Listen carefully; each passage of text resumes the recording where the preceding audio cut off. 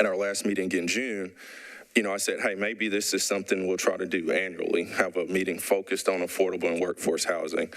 What I can tell you is I've spoken with so many people over the last 2 months that I think this is something we probably can do quarterly, quite frankly, because there's so many people that are open to come and speak with us and try to work with us. And certainly it's a huge issue. So again, super excited about today.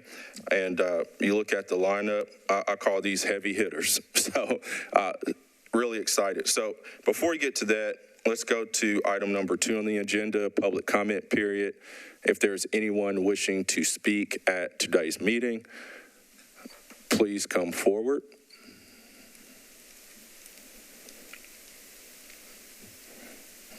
All right. Thank you. With no one wishing to speak, we'll go ahead and close the public comment period and move to item number 3, which is affordable workforce housing presentation and discussion. I don't want to say a whole lot on that. I've already talked with this board again back in June, and we talked about the challenges and issues, so I want to make sure today we devote as much time to our guests and experts in that area. So first on the agenda, we have Angela Hubbard, Director of Housing Division, Metro Nashville Government. And if you will come up here at the desk, you should be able to hit the button when it's your turn, when you're ready to speak. And again, we're so grateful. We've had in the past, this board has had Hannah Davis come and speak with us previously. We have not had you come and speak since the position kind of changed some, and so super excited. Thank you to Ginger Hauser as well for working to connect us, and glad you're able to attend. And thank Hannah too for connecting us as well. Well, thank you so much. First of all, for this being a priority for a discussion of the board. This is a big issue in our city, and any opportunity that we have to be able to talk about this and figure out ways that we can all work together to address our city's housing challenges, we're always on it. Each of you should have 2 materials. One is a PowerPoint. I don't have the electronic version, so I'll just walk through the paper copy, and a copy of the Affordable Housing Task Force report. Last January of 2021, Mayor Cooper convened a task force of various stakeholders in the affordable housing space to come together and do a report around what are our high-level needs and high-level recommendations that we need to be working on in the next few years. This isn't by any means our comprehensive strategy. I will talk about that in just a minute. But as we flip to the first page, one of the direct outcomes of that report was to create an office or a division in the city that's outside of the mayor's office. So previously, going all the way back to Mayor Purcell, there's been someone within a mayor's office focusing on some type of housing initiative, and that has happened with all the mayors since. But historically, a lot of the housing resources and work has been done by MDHA, the city's housing authority, that actually oversees the city's federal programs for housing and to address homelessness, as well as its own public housing portfolio. And so with having staff within a mayor's office, they usually don't survive a change in administration. So we lose the continuity of work that's been happening in the city, and new studies happen. So that was one of the big recommendations of the task forces for this new division. And so we have started out in the planning department, which I find really beneficial. As my strengths and a lot of us that are on our team are in resources and policy, but where we really see a lot of work, and we're already from day one seeing it happen, is around our intersection of our land use policies and housing. So we're looking forward to seeing how that will evolve in our conversations. So Hannah Davis, who many of you know that has been in the mayor's office, and Ashley Brown, who's overseeing the Housing Trust Fund, they both came over to join our team. My first day was January Third, a little bit of my background, though. I was 10 years with the Housing Authority overseeing their community development program, and then took a 3-year space out of direct housing to work at the regional economic and community development level, and did have the opportunity of working with some IDBs and health and ed boards in our region. And then came back full-time in housing. And then our newest staff person behind me, Casey Ensign, is our housing policy research analyst. And we are so grateful to the council for approving funding for us to have 4 more positions. We are currently advertising for 3 of those. The 4th one will be advertised soon, so we're excited to double our existing capacity. Angela, let me chime in right there very quickly. Sure. I think that, again, so to tackle this issue, right, you need people, you need staff. So I think we can't, I just want to make sure we can't underscore that enough. The fact that this city is putting some resources behind it, because it's a huge issue. There's a lot going on, a lot of coordination between a lot of various folks, and you alone obviously cannot do everything. So I think that's really huge. That the city has made that kind of commitment to this issue. Thank you so much, and I couldn't agree more, because the lift is very heavy, and I say it's all hands on deck, and we mean it both within our city infrastructure and with our private partners. And I know I've got about 10 or 15 minutes to get through this presentation, but I wanted to give you an idea of what we're about and what we're focused on. The task force has 4 guiding principles that we've adopted as our team's guiding principles, but even before that, we needed a bold vision. I said to the team, starting out, we've got to have something that we're working for, and we said every Nashvilleian has housing security. So notice I didn't talk about we're creating just sticks and bricks, and I'll talk a little bit more about what that housing security looks like. But our 4 guiding principles are, they're outlined actually in the task force report that you can read, but it's making sure that all the work that we're doing addresses and racial inequities, that we overcome those through our housing policies and our housing programs, that we're being innovative, not necessarily just doing more of the same, but finding opportunities to be creative. Making sure that everything that we're doing is connecting people to their communities and to services and making those accessible, and that it's resilient. An important thing to know is our lower income residents and neighbors are most vulnerable to economic shocks and natural disasters and have a harder time recovering. So we need to make sure that we're implementing resiliency as part of our housing work. Things that we're committed to doing are having current, reliable data. Casey has been working since she started on June 6th with our research and advanced planning and research team to create a dashboard, and we look forward to publicly unveiling that by the end of the month. And that dashboard is meant for the general public to also see what our housing need is, to see what's happening in their communities. We'll have various iterations as we get better data. Having robust community engagement. A lot of times we think about programs behind our desks and take it to a community, and it's not at all what they were thinking. And so making sure that we're engaging on the front end through community groups, through stakeholder advocates, so that the programs we're presenting are appropriate solutions and they're resident-centric. They're specific to the people that need it the most. And we're aligning our tools and resources and creating streamlined pathways and processes for our developers and our residents to know what resources exist to assist them. But I want to spend just a minute on the next 2 pieces of paper that you have around what is affordable. We see this as a headline in the news. We hear people talk about affordable housing, but what does that really mean? So I've given you 2 very technical definitions. Unfortunately, affordability and workforce housing are very loose terms, and so I wanted to bring your focus in on how those are technically defined, but then the next piece of paper with the area median income, we'll walk through that. But the U.S. Department of Housing and Urban Development, their definition of affordable housing or housing affordability really means that each family, each household isn't paying more than 30% of their gross income on housing. That's each of us sitting here, everyone behind me, everyone watching. Our household cost or our housing costs don't exceed 30%. I mean, that's pretty basic definition.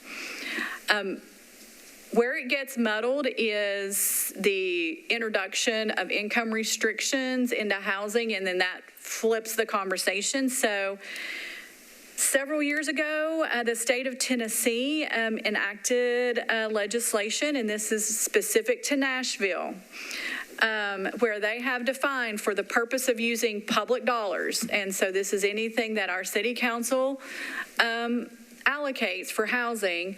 They've defined affordable housing to mean housing for households that are earning 60% or less of the median income, that the costs don't exceed 30% of their income. They've defined workforce housing as, on an annual basis, cost, again, don't exceed 30% of the income for households between 60% of the area median income and 120%. I personally have some concerns about that, and we're going to walk through why in the next slide. So when someone talks to me about doing workforce housing, and they're looking to do 60% to 120%, let's just look at those numbers for a one-person household. That's a difference of $40,000. So if a price point or a rent is set at that higher end at 120% of the AMI to meet that workforce definition, we can see that that is actually unaffordable to everyone that's below that. So that's such a wide definition that we need to be very intentional of saying who is actually, when people ask us who's it affordable for, that's what they're meaning when we use these broad terms and we don't specifically set goals around. An interesting fact is the area median income is actually set on a 10-county income scale that HUD applies, that uses an inflation factor to figure out. That includes incomes in Williamson County. We often look at a census indicator that's called the median household income. Unfortunately, the census has not produced that since 2019. But if we looked at 2019, half of our residents in Davidson County were actually at 80% or below of the area median income. So when we set goals, above that, we're actually not getting to the people that need the housing the most. So that's why it's really important. I wanted to take an opportunity to walk through what the terms mean versus what the numbers mean, because you'll start seeing when we roll out new initiatives, we are actually scaling down some of our AMI targets to get at deeper affordability. One of our newest tools that we've introduced is a mixed income payment in lieu of tax program. We're working that through the Health and Ed Board. But those targets are to get at 75% of the area median income and at 50%. The carrot is bigger, the deeper affordability. But if we just left that at 80%, oftentimes the people that need the housing at the incomes that are lower have the bigger barriers and are still not getting the housing that we're creating. So I'm glad to be before this body, but we still have to make a case for housing with a lot of people in this city. And a lot of folks want to think it's a supply and demand issue. We just build more. That means all of our product, eventually it'll level out and we'll have it. The market will never really correct itself for housing available to people below the 60% of the area median income and below. And I know there are some developers back here. They will correct me if I'm wrong, but I feel like they may say it will never pencil without some kind of incentive or subsidy. Again, I used this bullet point that half of our households in 2019 in Davidson County were actually below that 80% AMI number. And we have 44% of our renters in our city that are cost burdened. That means that they are paying more than 30% of their income. The lower the income, the more severely cost burdened people become, and they're actually paying more than 30%. They're seeing upwards of around half of their income, and that's gross. That's calculated on a gross basis, so that's even before taxes are taken out. So it's really... That's not real money. No. That's not real take-home money. That's not, that is absolutely correct. Yeah, wow. So you heard me talk about at the beginning our vision around housing security for all Nashvillians. So that does mean more than sticks and bricks. We have to look at the economic barriers that people face, whether getting into housing requires 2 months worth of rent saved up, high security deposits, or utility costs, what those can look like. There's also background barriers. If they've had an eviction or a foreclosure or any other impediment that gets them access to housing, then again, what are we creating and for whom? Housing discrimination still exists. A lot of it's more of a disparate impact than really in your face, but around family size, around limited English proficiency, of course, around race. So that's something that we still need to be tracking to make sure that we're empowering people about their fair housing rights. And then one of the biggest challenges for us is the framing of the conversation, NIMBYism. I would say if you gave me all the resources and land, we would still have challenges on where we could go within communities because of the misinformation around housing affordability. It seems that we get focused on product rather than the people and dehumanize the crises, which we're looking to reframe to make sure that we're focused on the people that need housing the most and how having housing stability improves health outcomes, employment opportunities, and educational outcomes for the families. So that's you'll see a lot of opportunities for us to be present in conversations and produce materials that can hopefully overcome some of this misinformation. The next page is a wheel that shows all the things that our small but mighty team is working on.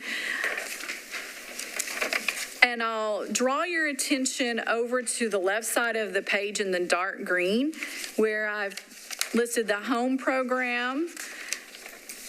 That is one of the federal programs that MDHA administers on behalf of the city.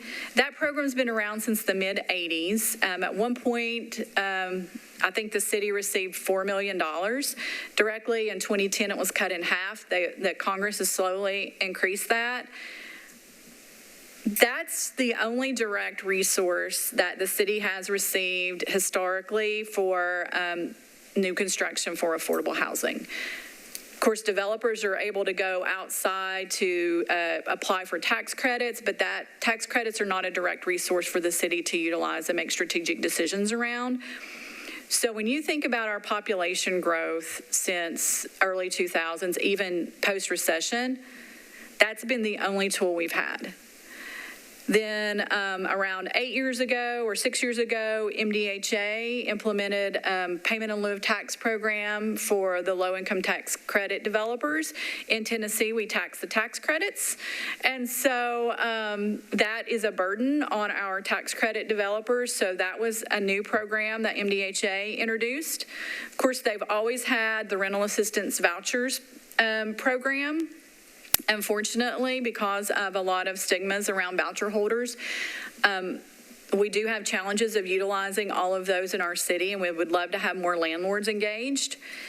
And then around 10 years ago, the city implemented the Barnes Housing Trust Fund, and that is now staffed through our department. Over the course of the past 10 years, a total of $90 million have been funded. We're rolling out the last iteration of that later this winter or early spring. But we've been growing faster than in the past 10 years. So you can see, I walk through that to say we're playing catch up significantly on addressing our housing need. And so some newer things that have come online, Landlord Incentives, our partners with the Metro Homeless Impact Division have a program to induce and incentivize landlords to accept vouchers. I mentioned the mixed income payment in lieu of tax program. That is designed to incentivize developers who are building market rate housing in and around major corridors to, they'll get an abatement at a different level depending on how much affordability they offer. But these are designed to include affordability in developments where they would not otherwise exist. And we just finished our first application round and are evaluating those applications and are looking forward to making announcements, but we are excited about the applications that we did receive.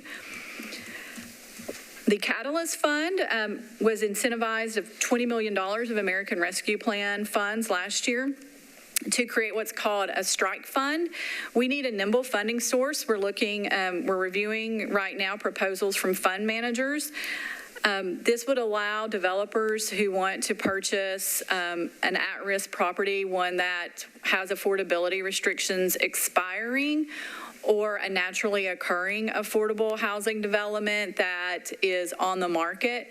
We don't have a nimble resource within the city for our affordable housing developers to tap into funds to participate on the private real estate market with other developers, so this would enable that opportunity.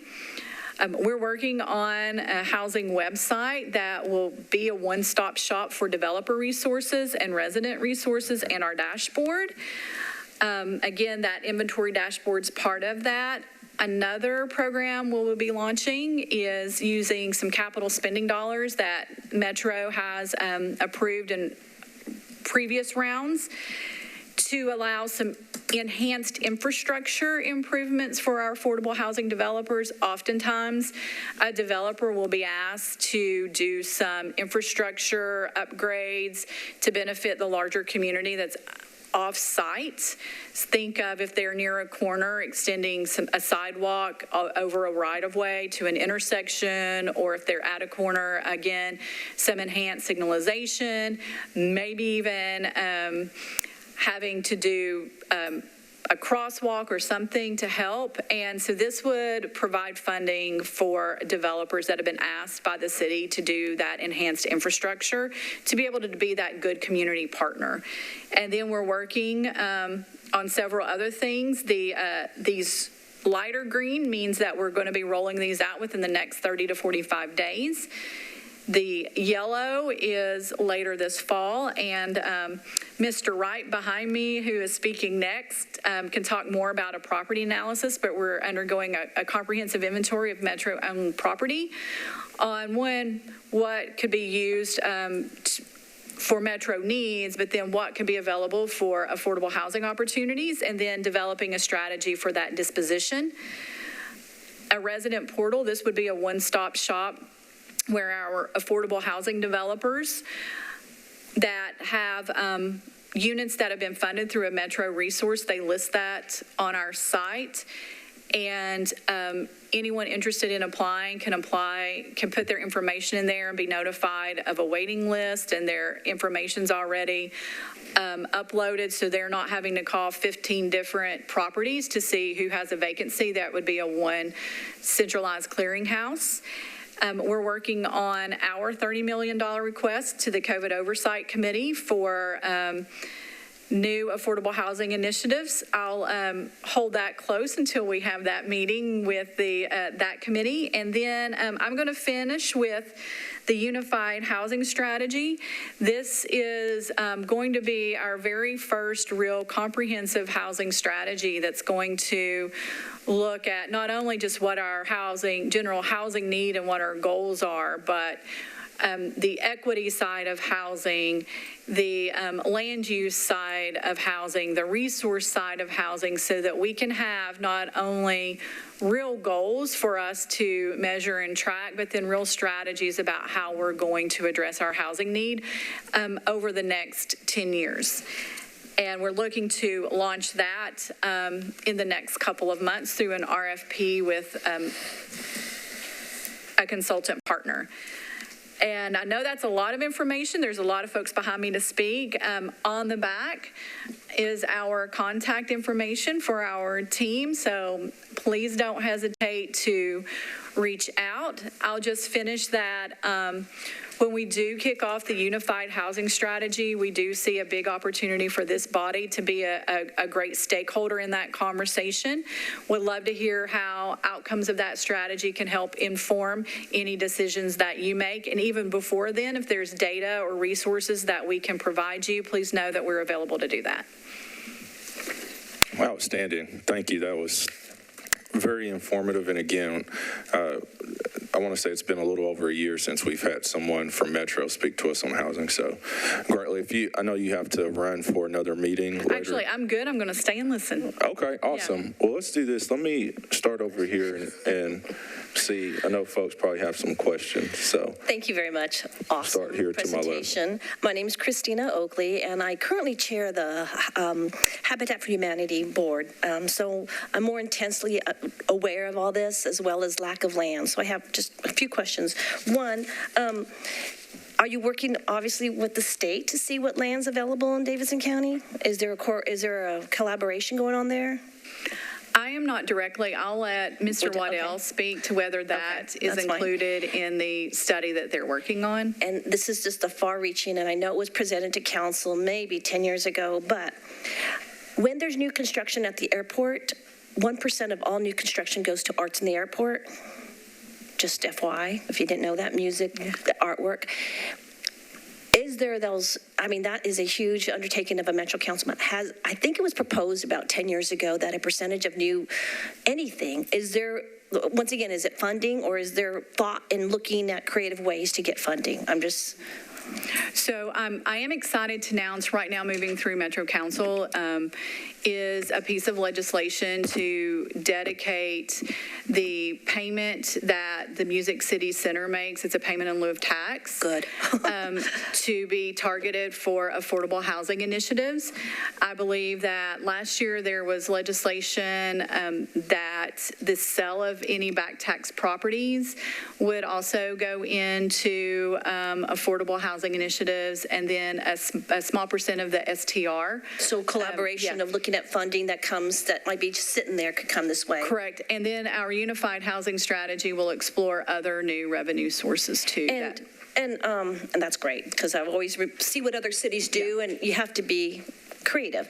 And then lastly, I know with chairing Habitat, and we build neighborhoods, and all of a sudden now, for the first time, we look at building communities, and we're doing that in a North Nashville project where we bought the land with Metro Parks. There's baseball fields, and there's neighborhoods, and we're creating neighborhoods, and they get to know their neighbors, long-term residents. Kids stay in school, they don't move around. And I know it's not a PSA, but it's hard to find land. And we have several counties, and we're spending our resources a lot in outside counties because we cannot find affordable land. So that's what we're dealing with, and I know we're all part of the same family, but that's why I brought up the state, which I look forward to hearing about as well. So thank you. Thank you.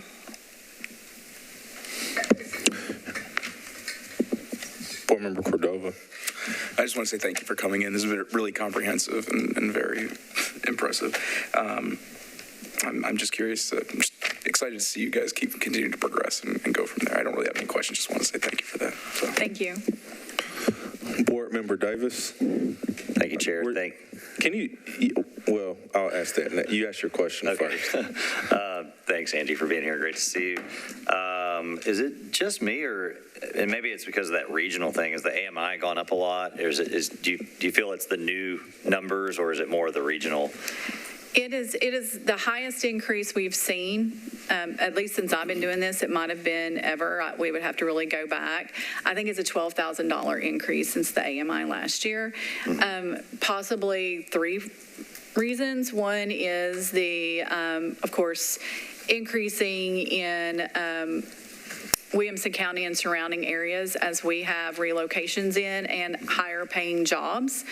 And this is also, any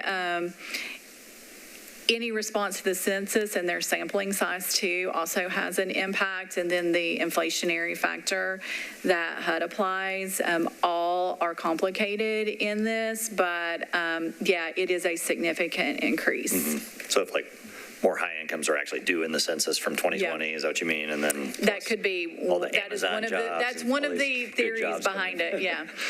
Gotcha. Okay. Just curious about that. And yeah, I mean, for me, you know, we talked about a lot about this way back in the day, but like the MDHA level affordable seems to me more like 30% AMI. And then I've always kind of considered workforce mostly 60 to 80. I understand like they kind of go up to 120, but yeah, it's getting really high once you're as far as incomes, and especially if you're really just looking at Davidson County. But just something to, you know, to note. And you know, I guess ultimately it can also be what we as a county decide is really affordable, you know, when we're doing specific projects and what we're asking in our partnerships and everything. So Yeah.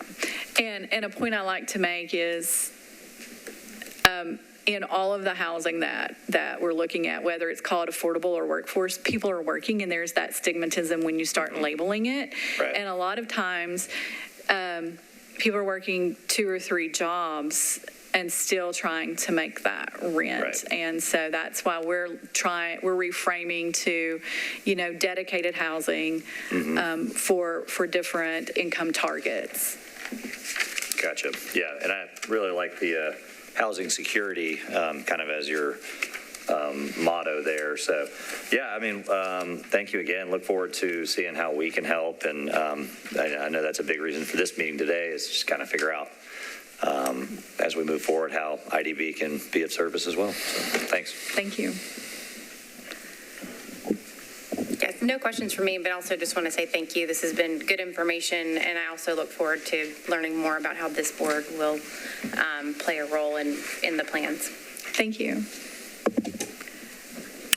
Go here to my right, Board Member Forster. Any questions or comments for Angie?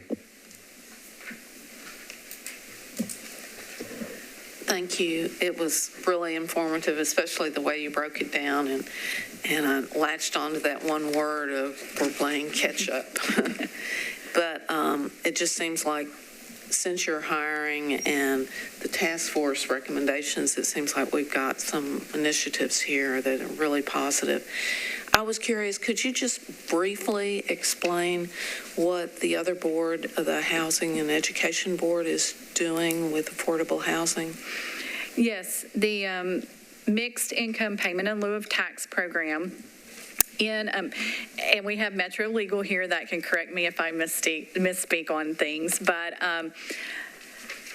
that board is authorized to do the tax abatements for these types of projects. And so they will be, our team is taking applications from developers who would like to seek an abatement to participate in this program.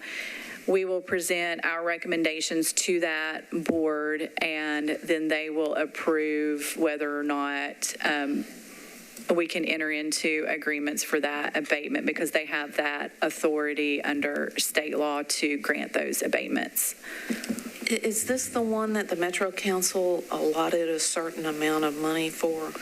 They have, since it's an abatement of taxes, it's not necessarily a pot of money going out, but it's taxes that are offset.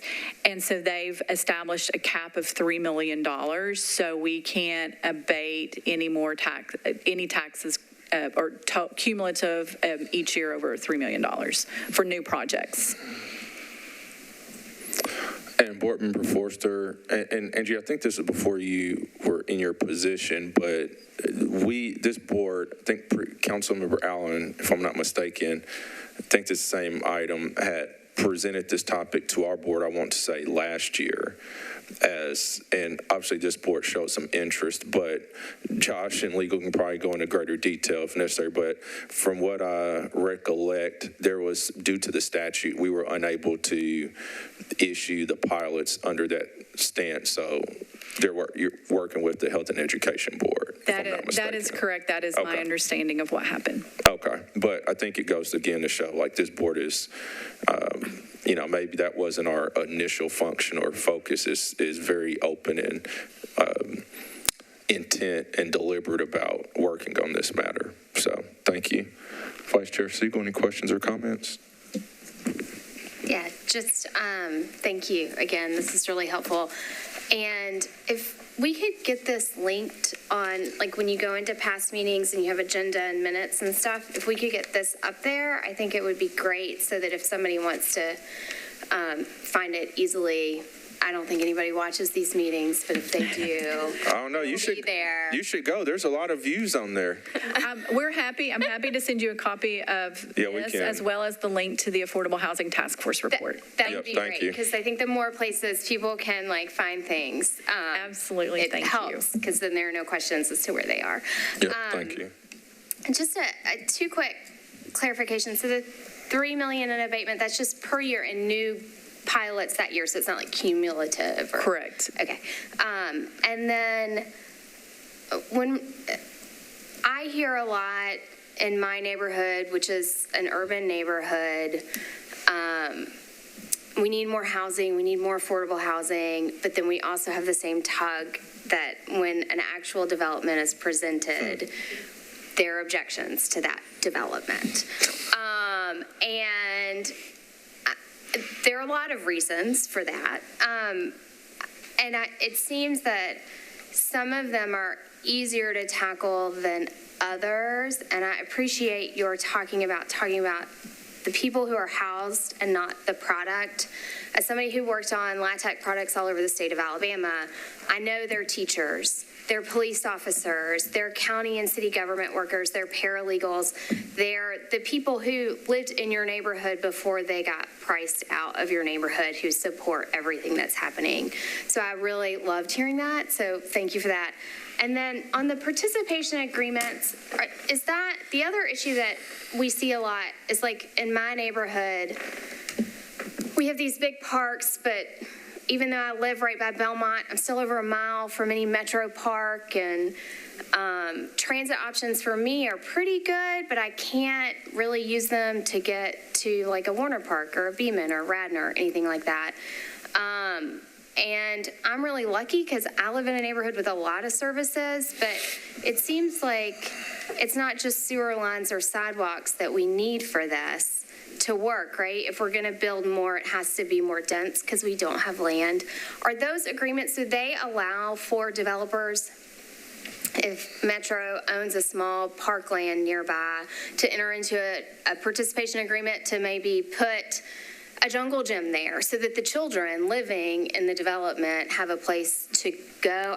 Or are they just limited to more like what we think of as necessary infrastructure, sewer lines, water lines, what sidewalks, whatever is required just for that space?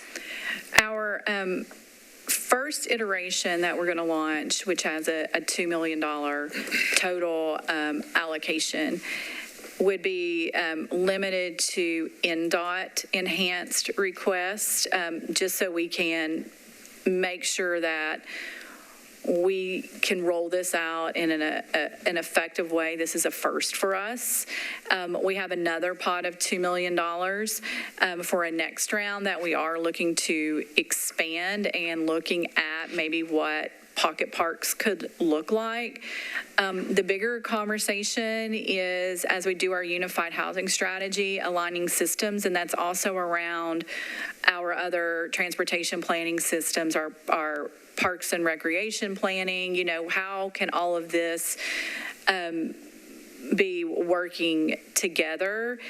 And that's a big part of when we talk about housing security. It's one part is the actual security of the person to be able to get and keep housing, but it's another point to talk about quality of life issues within the neighborhood, and being in neighborhoods that are walkable, have access to transportation, have opportunities for children and adults to have healthy experiences out in parks or greenways and things like that. So that's going to be part of our comprehensive look at how we can better integrate our housing goals into those other opportunities. I have a comment, if you don't mind, just real fast, because it's for her. Thank you, Vice Chair Siegel. Sorry. Board Member Oakley, go ahead. We voted on a developer in North Nashville, and that was building apartments, so we gave them a tax incentive. And it was not required, but we suggested to them that maybe they have a room for financial literacy for their residents. So we don't recommend, they're just thoughts and conversations, how to make our residents in affordable housing evolve and get out of affordable housing. And that's a conversation about collaboration or opportunities, because I know the mayor's office, and there's so many nonprofits that can go in and do that. So we're trying to think outside the box to bring ideas. Sometimes they get stuck to one person, but there's a lot of free opportunities to evolve our residents to take care of their financial literacy, and just throwing that out. So thanks. Wonderful, thank you. And Board Member Oakley, I anticipate we'll hear more about that here from some of our other speakers this morning. So thank you for those comments. So Angie, I was taking a look at this report, and I was looking at this again actually this morning online prior to the meeting, and was looking at, and there was also a great article in the Nashville Scene from March of this past year about affordable housing and the number of units. And we talk about what we need. I'm going to quote from the report: 10-year total need that was completed last year, 10-year total need, 52,498 units. Annual production level needed to meet the 2030 need, 5,250 units. Current production level, 1,344. So pretty good at math. That's simple math. There's a huge delta in that. That's based on current analysis.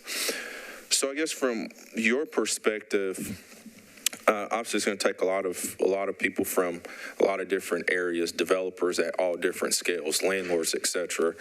Do you feel that there's enough connectivity? Because one of the items I've heard from various folks that I've spoken to, especially over the past several months in preparation for this meeting, is, there's not enough coordination amongst all these different stakeholders, right?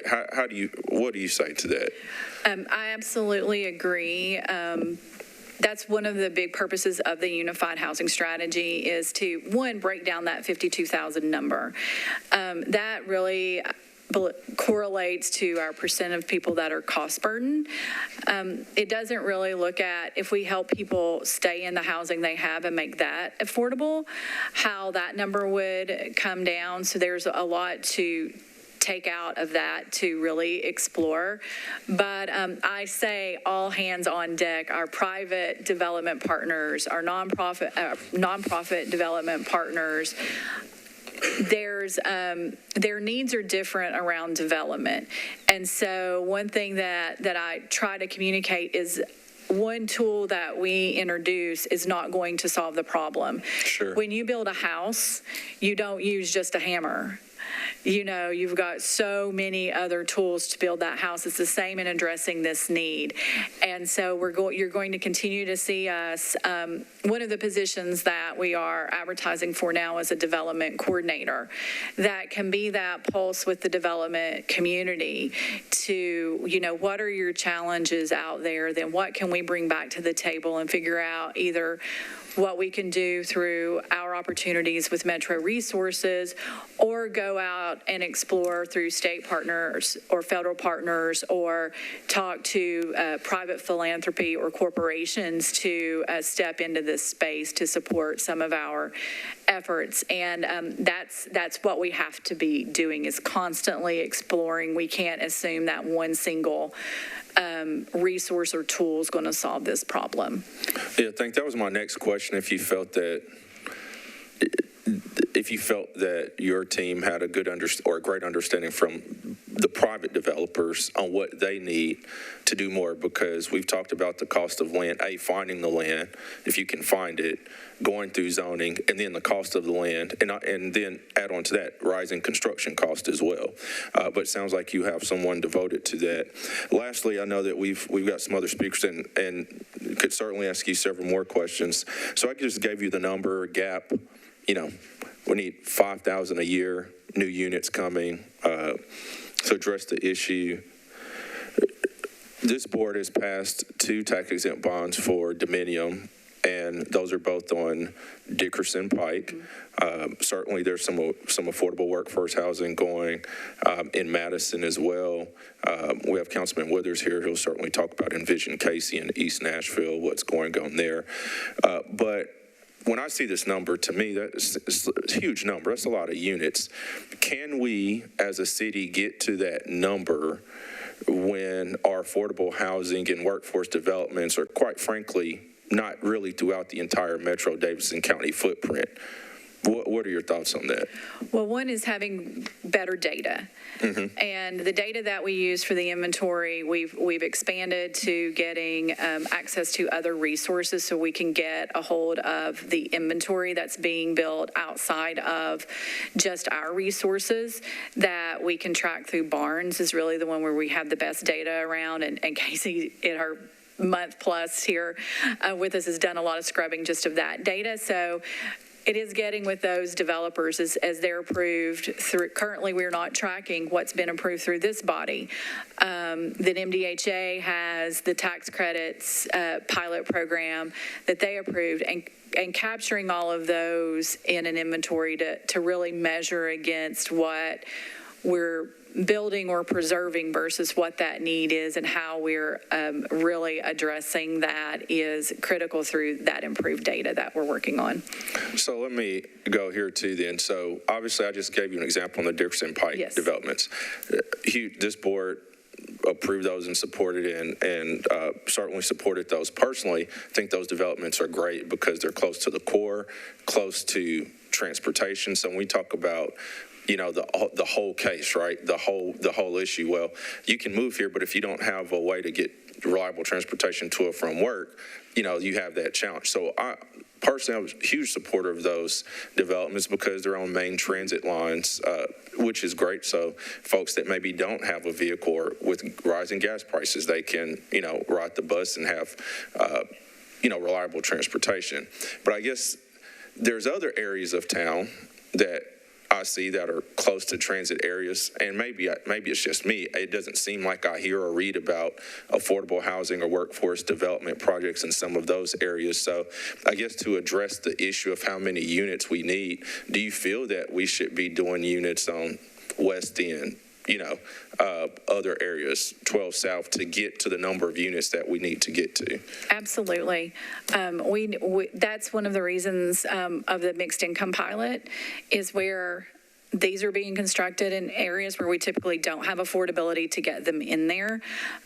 Looking at, land cost in a lot of areas, everywhere is expensive, but what are some tools we can do to, if we can't acquire land, to incentivize?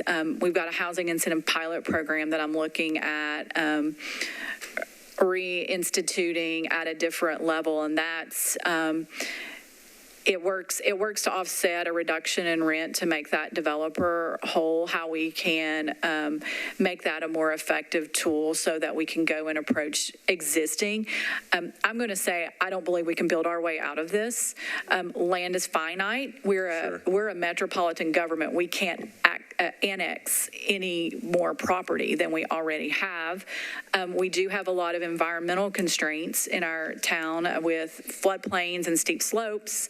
And, we can't risk compromising people's lives or the environment, but where do we have housing now that we can find some tools through rental assistance opportunities to make some of those units that are already online in these areas? And so that's going to be another position is going to be with the housing response coordinator to build an infrastructure in these relationships so that we can really talk to people. That's where we have to come in armed with our, as I say, housing myths debunked, our fact sheets. This isn't going to impact property values. This isn't going to increase crime. This is actually increasing opportunities for people. We just need to give them stable housing.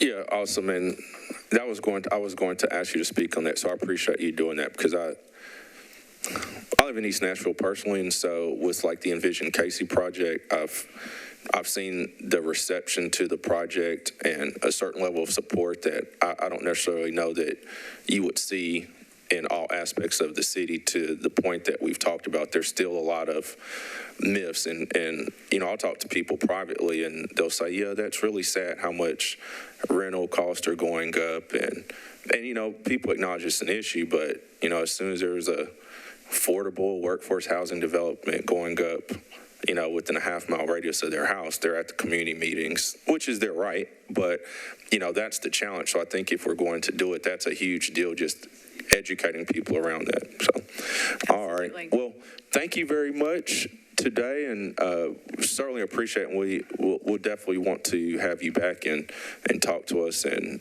super excited about what you're doing, and good luck on your hires. Thank you so much. Thank you again for this opportunity, and just let us know however we can be of assistance with data or any other information. All right, thank you.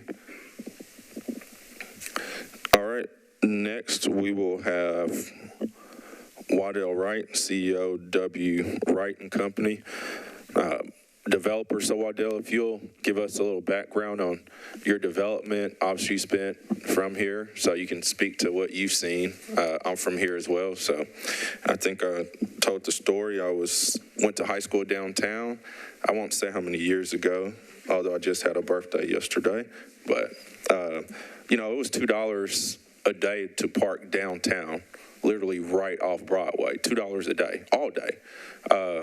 And so that just kind of speaks to the rising cost in Nashville. But if you'll talk to us what you've seen and your work and some of the development work you've done, and also speak to some of the planning items you're working on with Metro as far as some of the properties as well. Absolutely. Thank you. Can you guys hear me?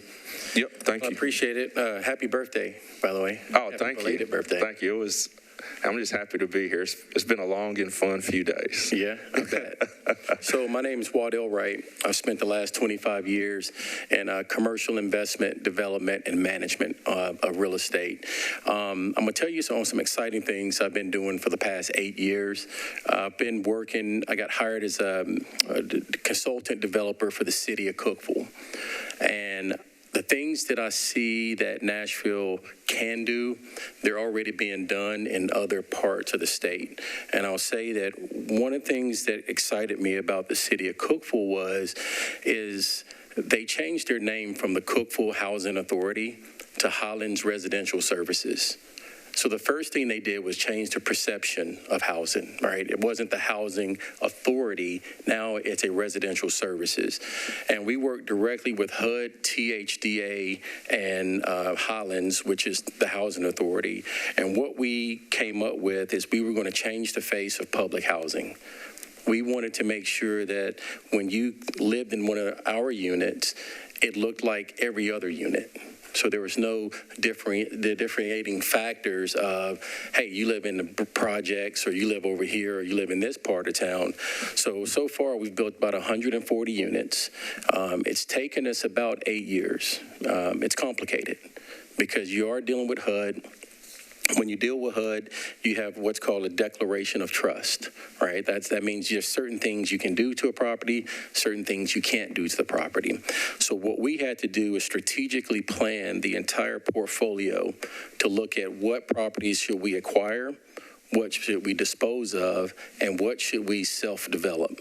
And when we self-developed those properties, they were in partnership with about 12 different entities that we were working with. It's a good group, but the outcome of it is we were able to provide housing that the community loves. We didn't get a lot of pushback. We got some at the very beginning. One of the developments we built was right next to a student housing development next to Tennessee Tech University. And of course, they didn't want, when they found out it was public housing, they were like, whoa, wait a minute, we don't really want this. But when they saw the plans and they saw what we were doing and they saw the finished product, they were like, man, this really enhances our property. And it works very well in that community. Now, the challenge really is timing, because you're working with THDA, HUD, and the Section 8 vouchers. A lot of times it takes a lot of wait time in each one of these entities because there's so much red tape, because you have to make the application with HUD, then you've got to make the application with THDA, and then you've got to kind of work together to make it all gel. So, but it is a good finished product when it's all done. Now, if we go to Memphis, there's a product that called Crosstown Concourse. And I don't know if anybody's been there. I spend my time in working in Memphis and mostly East Tennessee. So I am excited to start doing some stuff here in Nashville. But Crosstown Concourse was an old Sears and Roebuck. It was about 750,000 square feet of vacant buildings. Met with the developers of that project and got to learn and see their entire vision. Right now, it's a school, it's a theater, it's a brewery, it's apartments. I think they've got 400 mixed income apartments in that place. And it's a community, right? And I think the thing that I see with East Tennessee and West Tennessee, that they've taken away the stigma of it's workforce housing, it's affordable housing, it's public housing. To us, it's community housing. We're building communities in these different areas.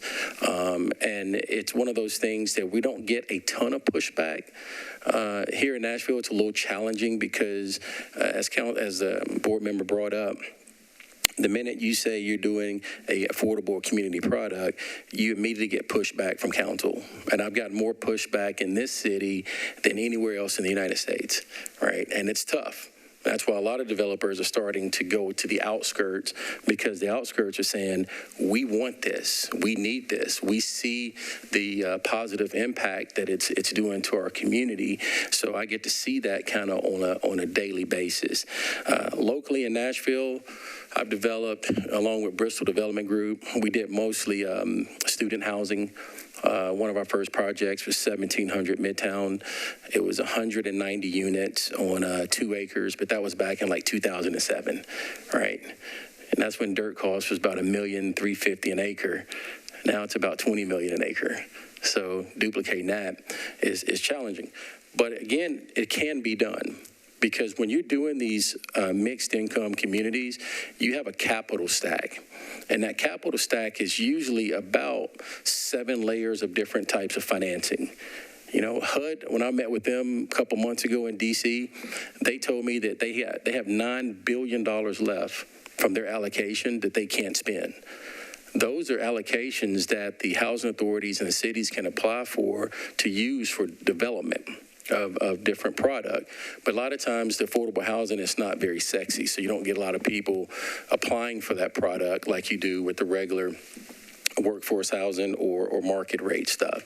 But getting those funds are there, get them from THDA, get them from HUD, and also private banks. And a lot of our funding that we get is through disposition of sites that aren't really, they're valuable to the housing agency, but they're not best used for housing.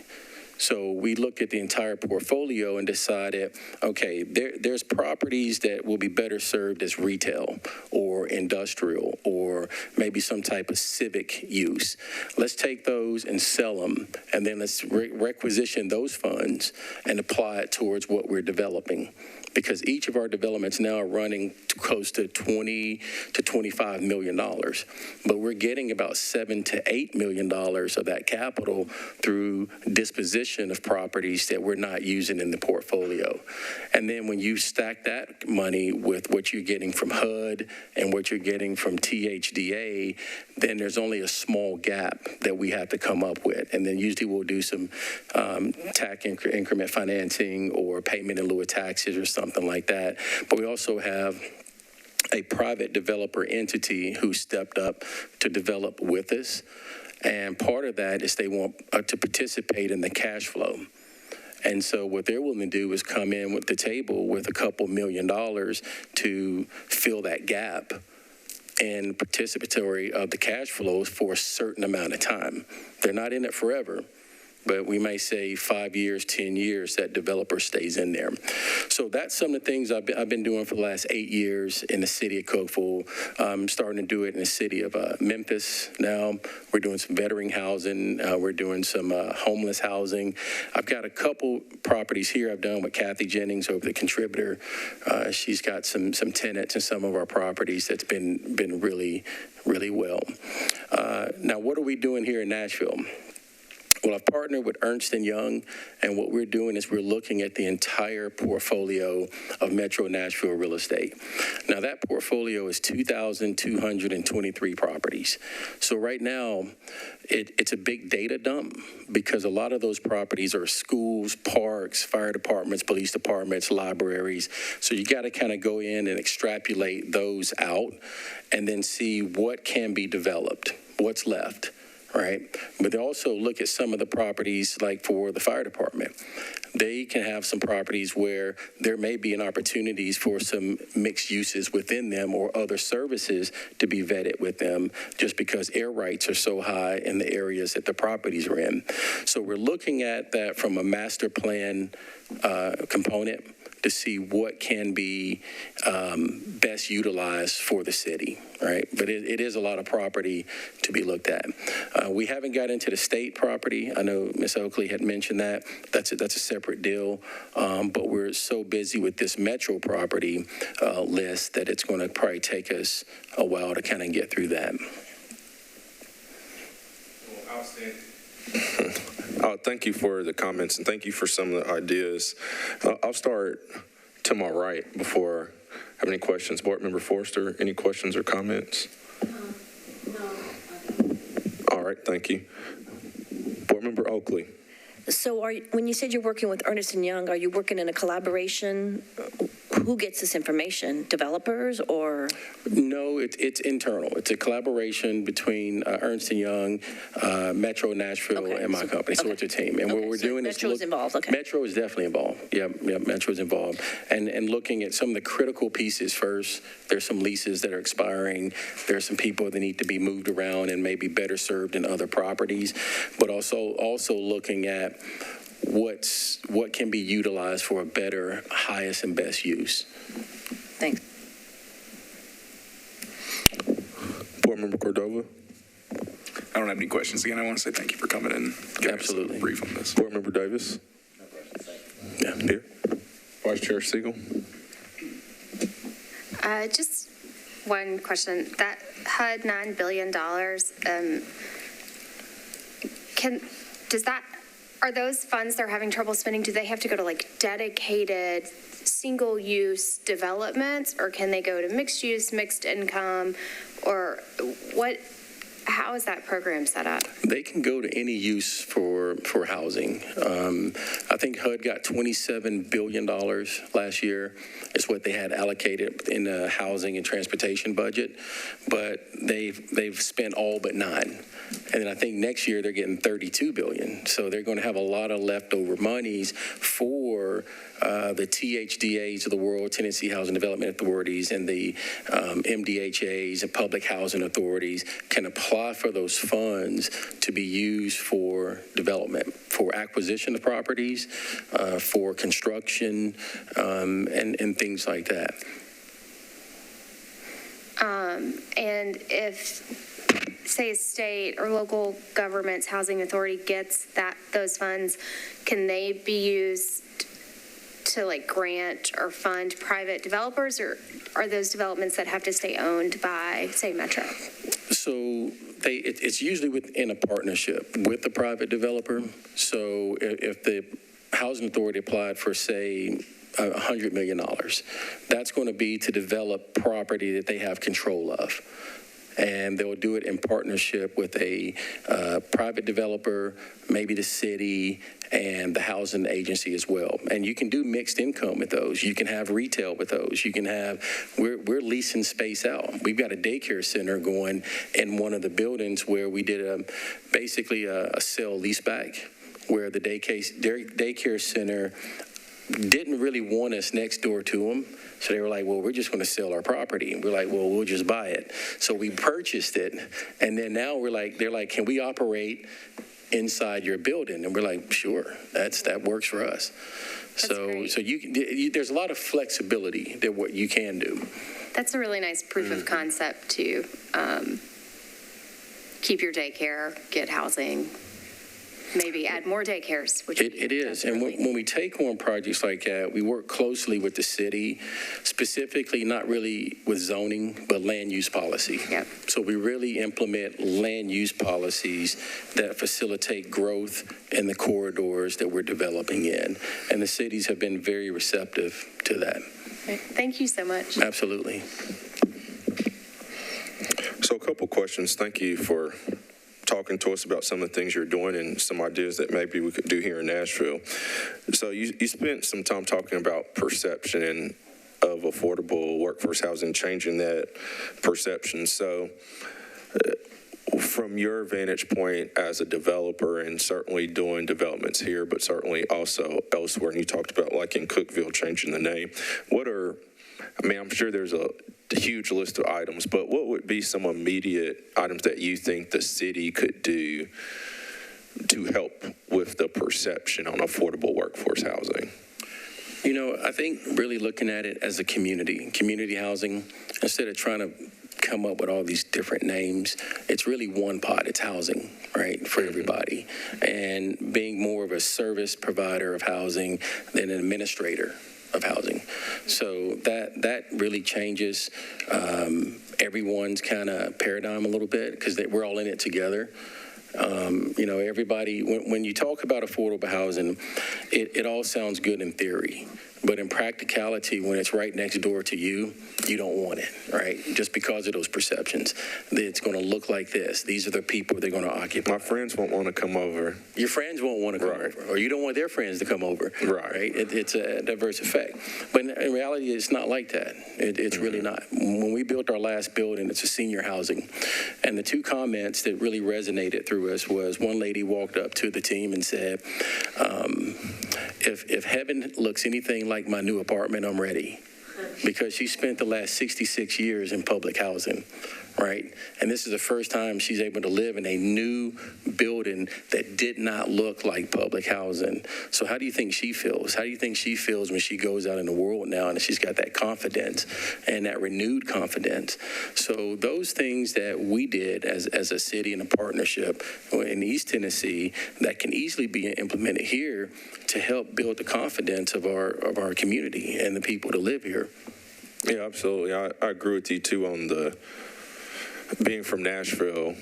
There's certain perception of some of the older developments, for example. And I know for me, and I've certainly shared pictures with this board, I just use this as an example because our board approved bonds, but for the Dominion project that opened on North Dickerson near the Lowe's and Walmart, and I had the opportunity to speak, and Vice Chair Siegel and I got a chance to tour the units. I think for most people, if they saw, the development, the look, the quality, and then saw the inside of the units, it would totally, like if I pulled up, I wouldn't know what kind of community it was that was affordable. So totally agree with you on that. We'll certainly talk more about that here today. And then also from your perspective, so I talked about the units, and, we obviously can't build our way because we have land is finite, construction costs, et cetera. But, we need people at all, as we discussed, we need people at all spectrums. We need the dominiums that are doing the 200 plus unit developments, but we also need developers on scale. And maybe you've got some property where you may not be able to do 250 units, but maybe you could do 5 to 10 units, because we need everybody. So from your standpoint, in that scaled range, like what are some things that you think the city could do immediately that would allow you to develop, more units, on your scale here in the city of Nashville? Well, I'm going to go back to, you got two things in this city that are constantly at odds, which is going to be zoning and land use policy. Mm-hmm. Council controls zoning. So if they don't like you or they don't like the project, you're not going to get zoned, right? If they like it, they will zone it. But land use policy is something that can be controlled a little better, that if you had a land use policy that supported more density, then it'll be a little bit easier to get the units that we develop out the ground. Because we want to develop properties for everybody, right? It's just a lot of times when we go through the red tape to get things done, that's when we get a lot of hold up and pushback. And I've got 500 units in Antioch I've been waiting on getting rezoned for 2 years now. because the community wanted dog houses to match the homes, little things like that. And it's like, wait a minute, we're getting off base here, right? We're providing something that's needed for the city. But if that land use policy supported density, then we can already have those homes out of the ground. And we've got national home builders that are looking at these Meritus Homes, Pulte Homes, D.R. Hortons that we've developed with. And it's just, we've all kind of pulled back a little bit because it's just such a not friendly climate for getting it done. So what the city can do is really look at their density and work on supporting higher densities for their land use.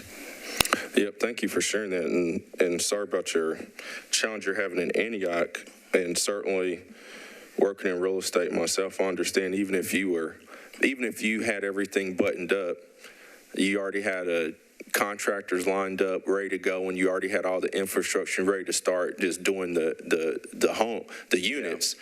You're still way off from when they'll be ready to go. So it's such a long lead time, especially when you're doing, that many units that when, like you said, you could be in construction, had you not had to go through some of these challenges already, but you're still going through the process and hadn't started construction or anything yet. Well, we haven't even been rezoned. So for that, and we already own the land. That's the thing. We've bought over 150 acres that's already owned. Mm-hmm. So we've already made the capital investment, and it's just sitting there. And we just said, you know what, let's just hang it up for a little while and see 4 years or 4 years or 4 years or 4 years. We might re-get it eventually. We'll develop it. But that's part of the holdup. And once we get to that point where we can submit, then you got to go through the city, you got to go through the permitting and your civil engineering and things like that. So, 24 months is 18 to 24 months is a good normal time to get a development done. When you're dealing with public housing and you got the public entities involved, you're probably looking at 36 to 48 months to get inventory out the ground. Maybe a certificate of occupancy on public housing. So when you look at those numbers and you got 52,000 and you got, three to five being built and needed today and 1,000 only being built, a lot of that's just the lag time is taken to get the project approved through the various entities. Wow. Yeah. Go ahead. Vice Chair Siegel. Is that time here or everywhere? Just no, here. I would say it's metro. Okay. Yeah. The stuff we've got in other parts of the the state, it's usually pretty expedient, only because everybody wants it, right? Like when I'm in city, the mayor's leaving, but Jimmy Strickland in Cookeville, he told our whole team, what do we need to do to keep your team in Cookeville? Because we're providing homes and we're providing places for people to live consistently. But we don't have any of the red tape that we have in other places there. And Memphis is easy. Memphis, they'll take anything they can get. So they'll getting it done. It's not hard there. You're all right. That's fine. Well, I really appreciate it, and good luck with your projects. Again, I just asking the question.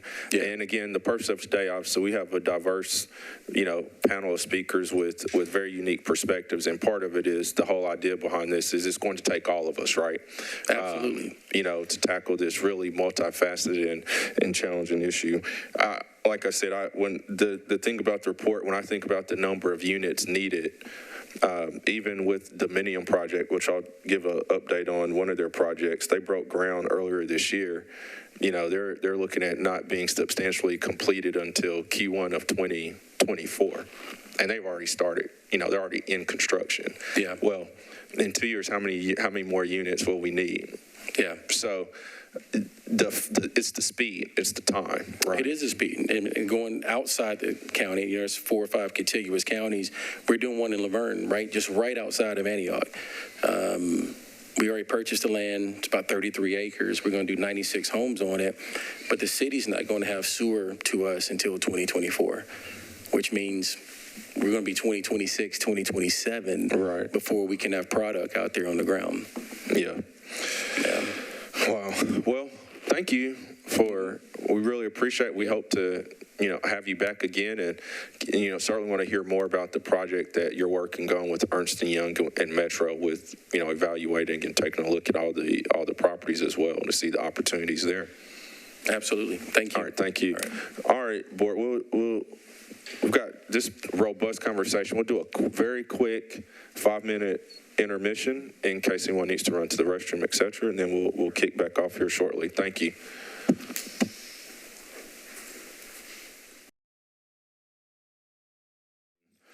This meeting of the Industrial Development Board.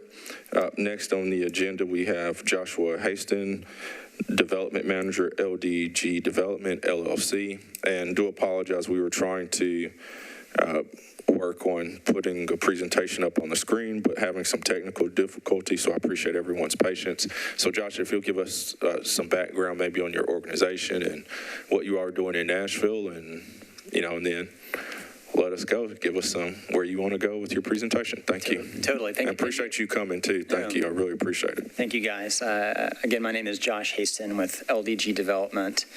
I'm not going to try to go bonkers. We've heard a lot of great stuff today from Angie and Waddell. I would like to say we're trying to mirror a lot of the things that they're already doing, and want to figure out how we can work together with the IDB and the city to bolster these initiatives in any way possible. So I'd like to talk about a little bit of what we've done, both in Nashville and elsewhere, as well as share some ideas as ways that, again, we can work together to bolster the production and preservation of workforce and affordable housing. And I've got a presentation. I can share this with you guys afterwards. I should have printed out pretty copies, but I did not. Saving paper. Saving yes, paper. Exactly. We thought that would Environmentally friendly. work. ESG all the way. LEG is an affordable housing developer by and large. We are headquartered in Louisville, Kentucky, and we've been around since 1994, and I've joined them in 2018. But we actually did not start producing multifamily until like 2004, 2005, and we are now one of the largest affordable housing developers in the country. We've got over 22,000 units across 6 different states, and it's like us and Dominion go back and forth every year in terms of like who produces more units in terms of providing new affordable housing for cities. And so we've got a really great track record in terms of working with communities and partnering with nonprofits and housing authorities and cities to really make their vision for their cities come true. I think what really sets us apart is kind of the long-term vision that we have with our properties versus a lot of other developers in the affordable space, but especially in the market rate space. What many of you guys may not know is that the affordable housing restrictions that we bring to a lot of our properties, they last a long time, which means we have to build them to a higher quality from the get-go because we want to make sure that this property is not needing tons of maintenance 2 years from now, and it's not needing a new roof in 10 years. It's got a 30-year roof, and it's so you're building to a higher quality from the get-go, so you're making good long-term investments in the community, but also you're being a good neighbor. We don't ever envision selling all of our portfolio. We want to make sure that we're, again, being that good neighbor. Our vision, at least for the developments that we're bringing about in Nashville, is to keep them permanently affordable beyond the affordable housing restrictions, which is about 30 years. So we are trying to do that and working with the city to bolster their initiative to build these mixed income communities all across the city. So beyond just that vision, what sets us apart is we're working to bolster our resident services at all of our properties. So it's great to provide affordable housing, and as we know, we all need it. Is it 44,000 units in the next 10 years? 52. I'm sorry. Yeah. 44 rental. So, correct. So to put that into perspective, if every deal was a 200-unit deal, that would mean that Nashville needs to build 28 deals a year in the next 10 years or 8 years. That's crazy. We're just not building to that capacity. So what can we do beyond that to just make our communities better and also continue to lift our residents out of the cycles of poverty that maybe they've lived in forever? So we help, one of the board members mentioned financial literacy programs. Well, we have one of those at the Pataky Grandview in District 2. And we helped create 14 homeowners in 2020 through that program. So we're trying to, again, bolster these services beyond just providing the housing. Some other examples that we are doing in other markets that we'd love to expand into Nashville. In Louisville, we're headquartered. We have partnered directly with Norton Healthcare, which is the equivalent of like an HCA or a Vanderbilt, the biggest healthcare provider in the city, where we provide mobile health clinics to provide free health care to our residents at those properties twice a week, no charge. And so we are actively looking to build partnerships with nonprofits and with hospitals to make sure that, to hopefully expand those programs at our communities here. So there's lots of ways that we can improve our communities beyond just providing housing. We've also got a big initiative to improve educational outcomes. I'm a former teacher myself, and so maybe partnering with the Pencil Foundation or other organizations that we can help to bolster educational outcomes within our housing. And then also, being that Nashville is the music city, we're trying to bolster a big arts initiative. So we've already built artistic bus shelters for our properties, or one of them on Dickerson Pike also. But we'd like to expand beyond that to provide like some sort of nonprofit art services at our properties. And so if you know of any nonprofits looking to do any of those things, please connect me. So beyond that, we've done other things where we've partnered with Historic Nashville, where we've donated to preserve park space.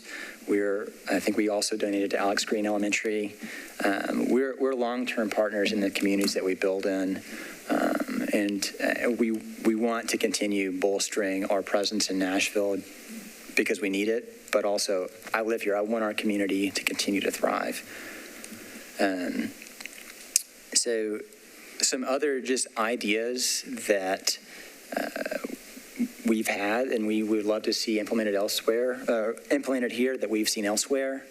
First and foremost, I want to say that the city's already done the Affordable Housing Task Force that has a slew of recommendations. Those need to be implemented, all of them. There's not a single one that we should leave off the table. A lot of people smarter than me put that report together, and I think that's a great pathway. It was studied 100 meetings. How many meetings, Angie? It felt like 100. But there were tons of meetings of a lot of smart people that have been in the trenches of Nashville affordable housing for decades. Probably a collective of 200 years of experience in affordable housing on that panel. So that needs to be implemented.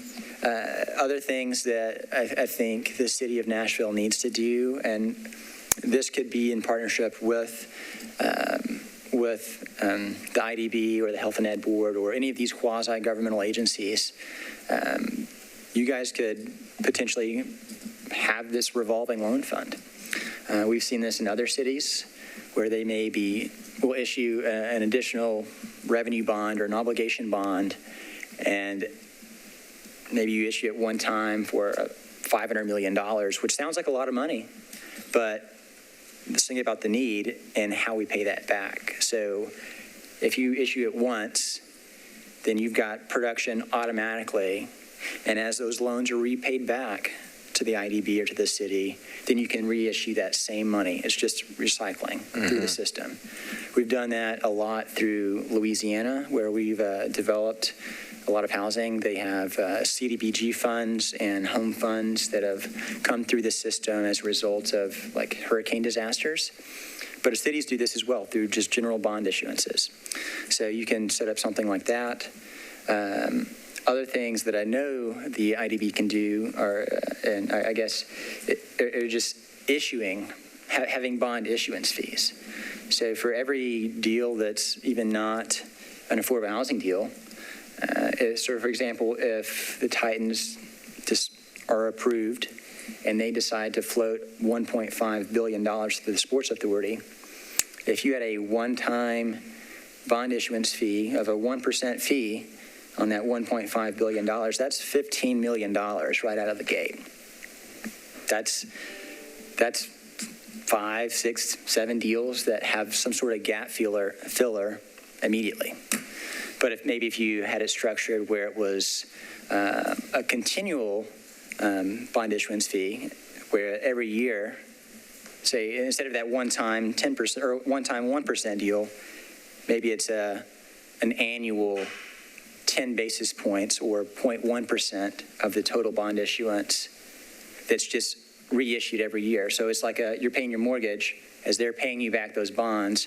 The city or that revolving loan fund is getting that money that they can then reissue to more deals. So you can do that with bond issuances. The city could do that with TIF funds. There's lots of ways that the city could take these funds that you're currently not charging, that is very commonplace in every other city, very common. So it's not out of the question for Nashville or the IDB to implement some of these things. Other things you could, if there are like ground leases with an HCA or something for your other properties, you could divert those ground lease payments that they're paying the city, again, to this revolving loan fund. You could divert permit and tap fees. I think the city had $5 billion worth of permit fees total. And I know not all of that went to the city, but the value of so if you could divert a smidge, just a tiny portion of that tap fees to affordable housing, these are, again, continual ways to divert money. The city can land bank. You can ground lease. I think Angie talked about ground leasing Metro-owned properties. If there's 2,000 properties that Metro owns, there's a lot of space, either that the city doesn't need, or if there is that surplus space around a school, how great would it be if you could have teachers and students literally walk out their back door to school? That's possible. And again, LDG's got experience doing majority of these things, and we'd love to work with the city and the IDB to help make sure that these are done in an equitable, sustainable manner, just because the need is so great. There's other things at the state level that we would love to help push through that maybe for another meeting, but I mean, there's lots of ways that the city could just create funds to recycle through the city to build more housing. So that's generally all that I have. I would love to answer any questions you may have, but thank you for your time. Thank you, Josh. That was really great, and sorry about you weren't able to do your presentation, but gave us some great things to think about and also some great background on your organization. And again, I think it speaks to you're a national, pretty large, obviously a large developer, but we need all scales, right? Mm-hmm. So appreciate you coming today. Board, any questions or comments? No questions. I just want to say thank you again. This was really insightful. And please, if you can send us the presentation, I'd love to look at that in more detail too. Thanks. Board Member Forrester. Yeah, if you send that to Joshua Thomas, I think he can turn around and send it to us. Okay. I did want to ask about this revolving loan fund. Can you give some examples of cities or IDB boards that do that so I can go out and look? That's a great question. I'll have to research that specifically. But in terms of the actual structure, To give an example, in Louisiana, in that instance, the state has a revolving loan fund, so the equivalent of THDA, where they have annually, similar to the Barnes Fund, there's an annual NOFA, or Notice of Funding Award, or Notice of Funding Availability. The state agency has those things.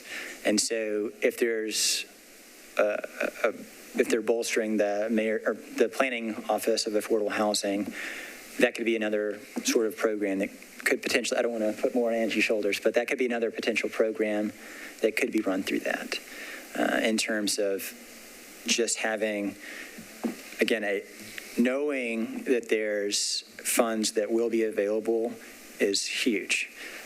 When you're talking about the barriers to producing more workforce affordable housing, the big three are time, land, and money. And so if you know that every year there's going to be a NOFA for, let's just say, $30 million like the Barnes Fund wants to do, that's huge, because you can take that to the bank. You can use that to help leverage additional time with your land seller if you need it for rezoning purposes. There's just the idea of having a pot of money helps this a lot. So, for example, in going back to Louisiana, they issue $100 million a year. And so if they'll issue that money out the door towards, let's just say, 10 deals, then, which is needed there because of the low rents in a lot of Louisiana, as those funds are paid back, just like your annual mortgage payment, that's going right back into the fund. So, yeah, that $100 million may take 10, 15 years to get repaid, but as you're paying it back, it can then be reissued.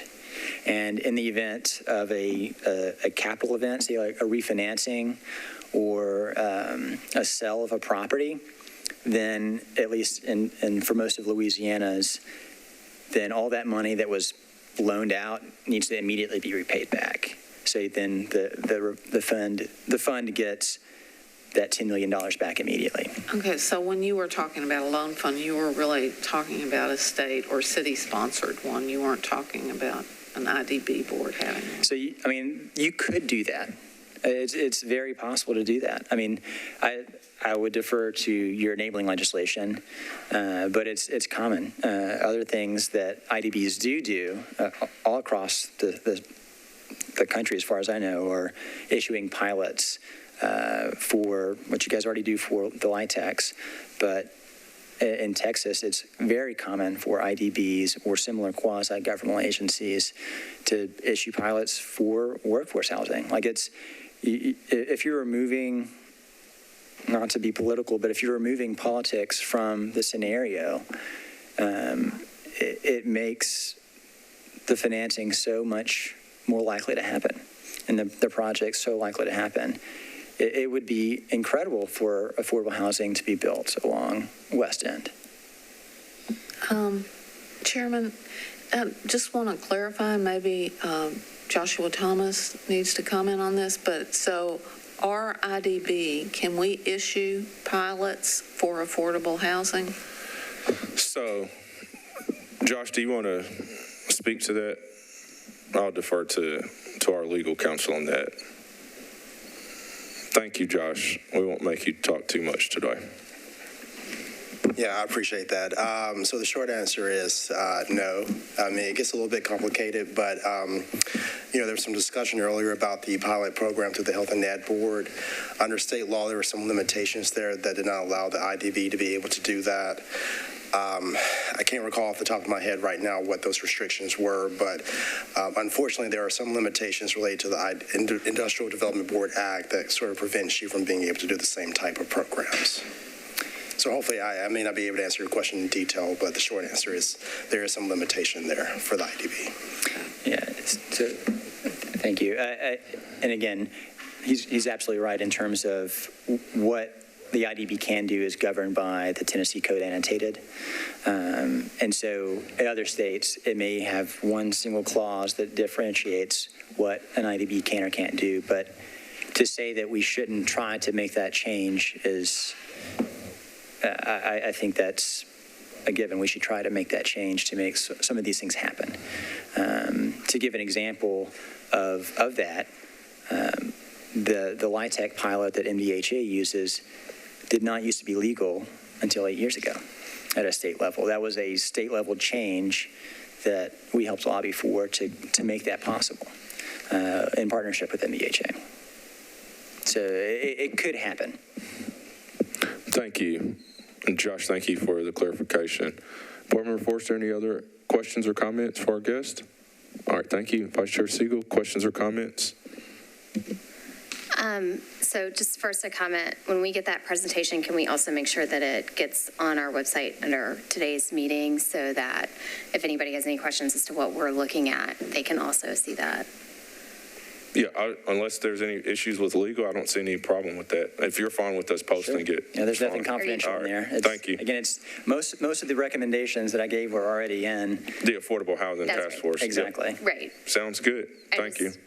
I think in the past, this board and other parts of the government have been accused of not sharing all information that we are looking at as a board. So just to make sure we're doing that. And then this, probably more question for legal, but my understanding is we can change our fees just by resolution of the board with notice, correct? Like we would notice that we're going to take up issue and a resolution, and then we would discuss it and vote on it in the regular course? The short answer is yes, you can. Okay. And my understanding is that,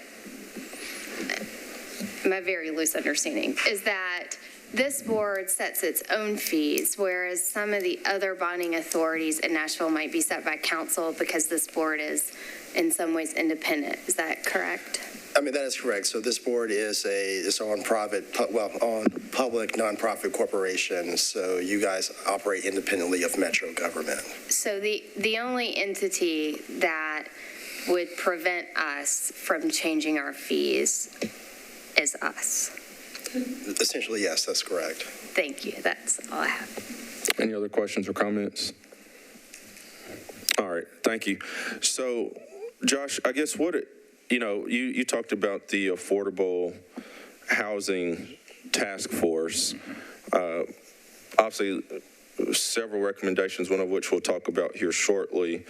But, I guess if you look at the macro challenge, right, trying to implement everything can be a daunting task, I guess, for you as a developer especially. What are the one or two maybe immediate recommendations that you'd like to see implemented or really focused on here in the near future? That's a great question. I would say, so there's already, the Barnes Fund is already in operation. However, that currently is limited to strictly nonprofits. And so that's not to say that for-profit developers can't access those monies, but it requires an additional partnership. So potentially changing that to not require that partnership would be great. It's not, you can still access those funds. So that would be awesome. I think in terms of big strategy, what we've seen other cities do are mass rezonings. That would be a huge thing. So, for example, in the city of Haston, we lobbied with a group of other developers, not just LDG. Sure. That if you agreed to deed restrict your property for affordable housing, then your floor area ratio and your density requirements were not capped. Essentially, that's in the report. I've heard that from developers. Okay. Yeah, essentially allowing you to build housing without necessarily going through that 18 to 24-month rezoning process. So we talk about the speed of getting units out of the ground. That's a huge barrier. So something like that would potentially allow for housing on West End. That would allow for more housing along corridors. Things like that where you're expediting the process of getting your entitlements in place. That'd be huge. Another strategy just on that is just land banking. I mean, if the city has 2,000 properties, I know it's not 2,000 there, but there's so many projects that could be built on Metro-owned land without having to spend 20% of the total development cost towards land. So if you can enter into 75 to 99-year long-term ground leases on Metro-owned property, that means Metro is not selling the property, so they're not giving away a use of property that they would otherwise need for future use. And at the end of that land lease, it becomes ownership or property of the city. So it's not the developer that owns that property at the end of the land lease. So that's another way to just think about, if cities need to think in terms of, in my opinion, cities need to think in terms of generations. And so, 75 to 99 years sounds like a long time, but cities last for more than a long time. And the key is the city maintains the ownership. Very similar to the airport. Exactly. No, you can't buy this, but we'll lease it to you on a long-term lease. Exactly. So same concept. Have you had those kind of conversations with the city about this specific matter in detail about the ground leasing potentially? So Angie's office has been phenomenal. Okay. Yeah. So as she mentioned, that they're working on a strategy to do that. Gotcha. Yeah, that seems like a good solution potentially to explore. And again, a lot of Metro-owned properties are in prime locations. So it would be phenomenal if we could build housing in Metro Center, for example. But if land is, where the Watkins Art College, if that land sells for $22 million 2 years ago, there's just no way. There's not enough subsidy for Metro to make that happen. But that doesn't mean that there's not a reason why we shouldn't develop affordable housing there, close to transit, close to schools, close to hospitals, close to grocery. I mean, there's a lot of ways. Yep, outstanding. And let's talk about this. And so, part of why I wanted the developers to come too, right, is because this board, what we've done to this point, we've issued tax exempt bonds, right, and we've talked about that for Dominium. And so part of it is just making sure that people know, right, that the board can even do that this body can do that, and that we're obviously, when developers bring these items to us, it's up to the board to vote, but that we're open to hearing that. So that's step one. So I think some of the ideas that you mentioned to us, I don't know that today the purpose of today is not necessarily for us to figure out every single one we can or cannot do, but certainly as I shared with this board at our last meeting, we're on a journey. And so part of that journey is exploration to see, every avenue where maybe we can work on this. Last year we were hopeful we could work with the pilot deal with the MDHA. Unfortunately, current state statute didn't allow us to do that. That's okay, but we explored it. We'll move and pivot. So I think you've given us some great ideas to potentially look at. Angie, you want to come up? I just wanted to make two clarifying. Sure. And thank you, Josh. He's always so wonderful to share. 2 points, though, to Josh's first two recommendations so that you understand the city's limitations. The Barnes Fund has to be to nonprofits only. The city cannot, under state law, make loans, period. So we have to make grants, and we can only make grants to nonprofits. So it's not a city council decision. It's not our office's decision on whether or not we can expand that to for-profits. The second one is we cannot require affordability as a condition of rezoning. The city actually tried to implement that, and the state preempted that. Not to say that we can't have conversations with the state, but just to let this body know that certain things are not actually within the realm of my office or even within the realm of the city council. I just have a quick question on that point, which came up just in casual conversation recently, but I think plays into questions this board asked. Am I correct that we also can't require that, like, a deed restriction against, say, short-term rentals or something like that for a rezoning? Or it could have been the person I was talking to was misinformed, but they said they thought I don't know the laws around short-term rentals. I don't know if anyone from Metro Legal does. I'm speaking strictly on whether or not around affordability. We cannot condition a rezoning on whether or not something has affordability in it. Yeah, I think we were talking about like mixed use, mixed income, and are there deed restrictions that could go down on those? Because obviously Airbnbs are always a concern when you increase. So I have a feeling maybe there are some council members here who have had this question before who could answer it, but I did want to make those two things. Not to say we would love to have conversations with the state. We want to push those conversations, but just in the terms of what we're allowed to do as a city, we do have those limitations. So thanks for that time to clarify. Yep. Thank you. Well, Josh, we really appreciate you coming. Look forward to having you again as we continue to work and take a look at everything that we can potentially do to affect this matter. So thank you for coming today. Thank you.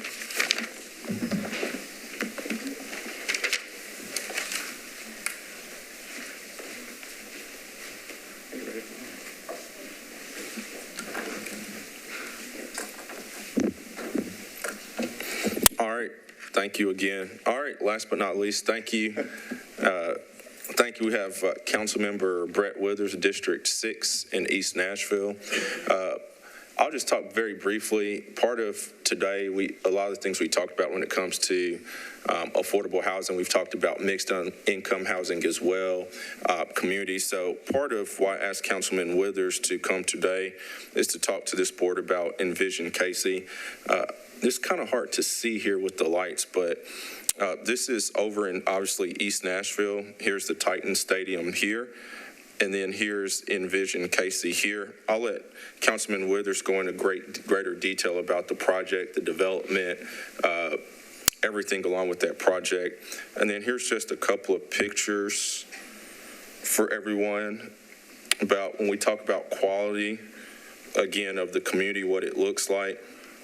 I'll just scroll through here. This is Envision Casey master plan for this neighborhood, which is actually increasing density as well. So I'm just scrolling through here very quickly just for the matter of time. But you can see very high quality housing, which we've talked about today. Also a school, neighborhood school, charter school Explorer open in this neighborhood as well, just to give residents in the community another option for schools. As you can see, very high quality housing. So I'll send some of these out. Looks like it's kind of hard to see with the light, but if you'll take it from here, Councilman Withers, we're great to have you today. All right. Well, thank you so much, Nigel, for inviting me. And thank you to our board members for staying. I'll try to be brief because I know I'm standing between you and lunch probably. So, but Envision Casey, there's a lot of press about it. It's been the goal of the East Nashville community.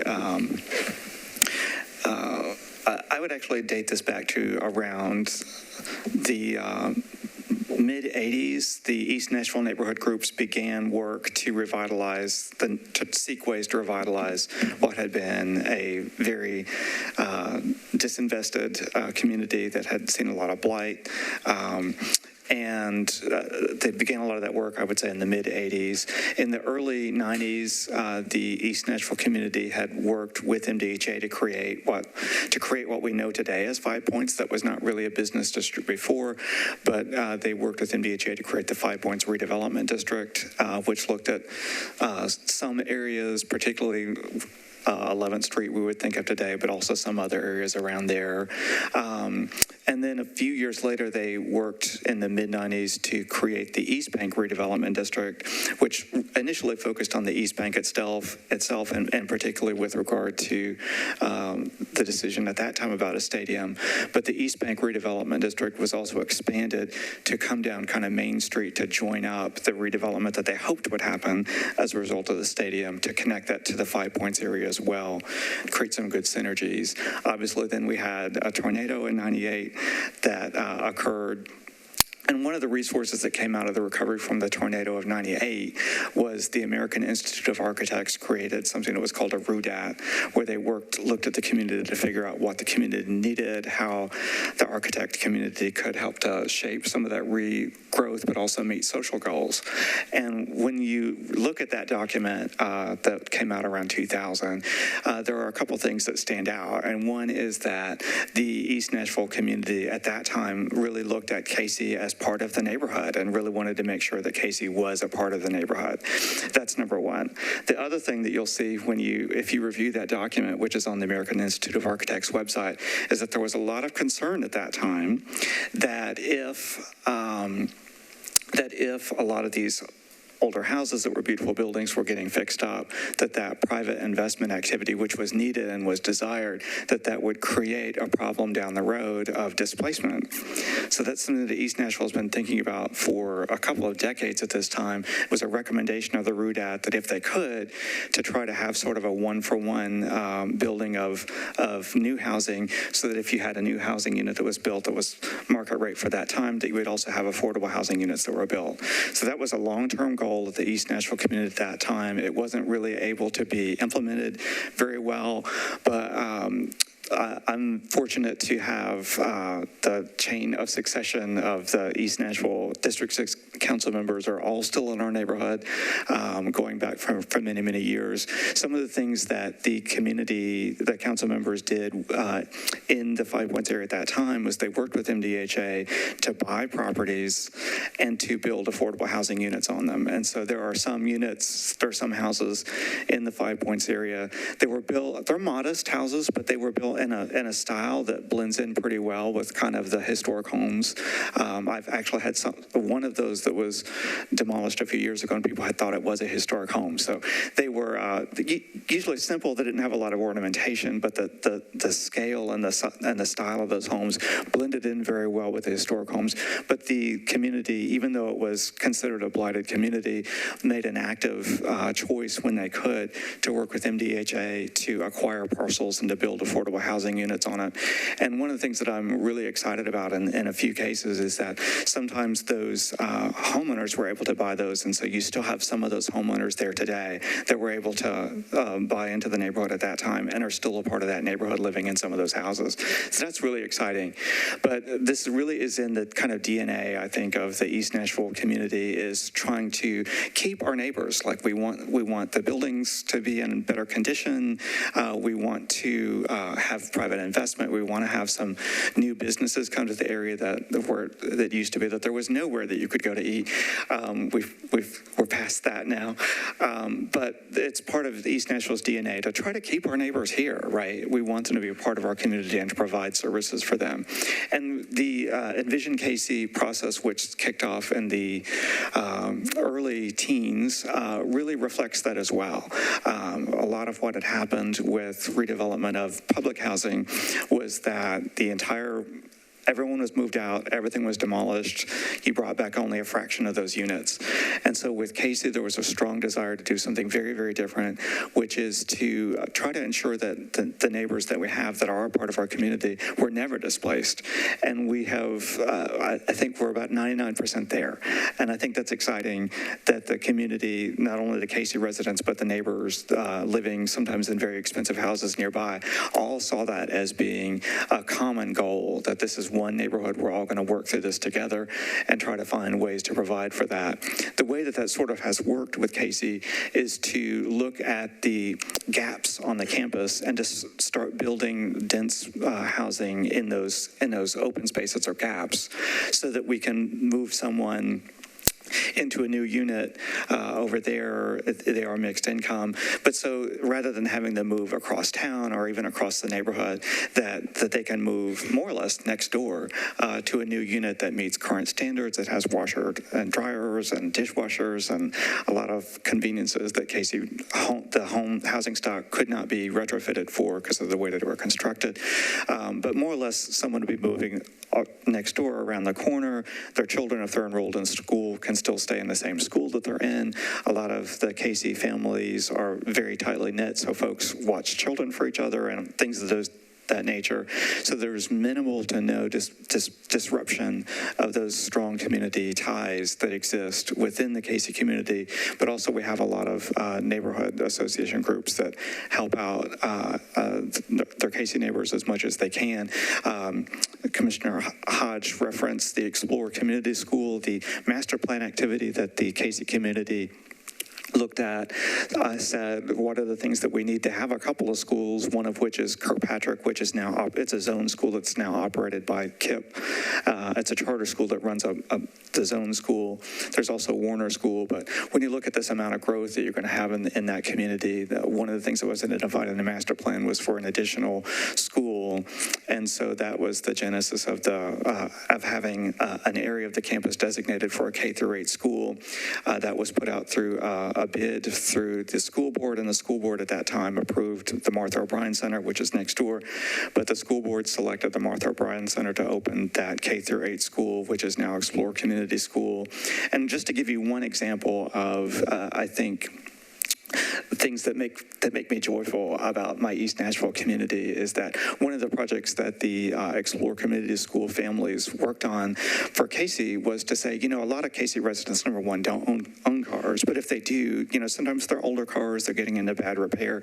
So one of the things that Explore families did was they put on a workshop where they worked with folks that did own a car and helped them to get their brake lights and their tail lights and those sorts of things fixed, so that number one, their cars would be in better working condition and safer. But number two, when we have a concern in the community about people being pulled over disproportionately who are Black, to say, let's fix the issues with their vehicles to make them safer, but also to make it less likely that they'd be pulled over because their headlights work and their taillights work and things like that. Just lots of really creative things that I think our East Nashville community has done to really try to come in and be welcoming and sort of be a part of the Casey residents community. It's the Casey residents home, and a lot of folks are moving in and really seeing that as an opportunity where I would say in particular with Explore Community School, you have folks that say, I know that this is a community that experiences a lot of crime, but I'm going to make a decision to send my children to that school that is diverse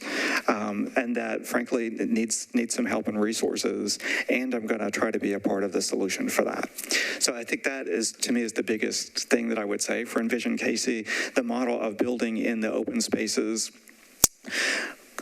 leads to some tough choices. And so sometimes what we've experienced in the East Nashville community is, for instance, there's a lot of focus on trees, right, which is a great thing. But sometimes you have a choice and you have this piece of land, and land is limited, and you say, we can either leave all these trees here or we can build housing on it that we need. And it's a tough choice. But we have gotten to, I think, a good place working with MDHA to say, can you pick a half a dozen of these trees that are really, really important? And so the community's done that to figure out, this is a champion tree. It's not just a hackberry. This is a champion species tree. It's really, really important to the identity and the history of the community. It was there before, in some cases, in a few cases going back many decades, but try to select those trees and say, these ones in particular are important. Can we try to build around those? Now, again, that decision means that that's less land area that you're putting a house on, and you are dedicating resources to preserving that tree that could otherwise be put to other services such as housing. But it is important to the community. It's important to the Casey residents. And when you have these projects, such as Explore Community School, that were built around trees in some cases, or the Red Oak townhomes. We have another project that's being developed that's named after a tree. It's called the Cherry Bark Apartments because it's this really, really massive cherry bark oak tree.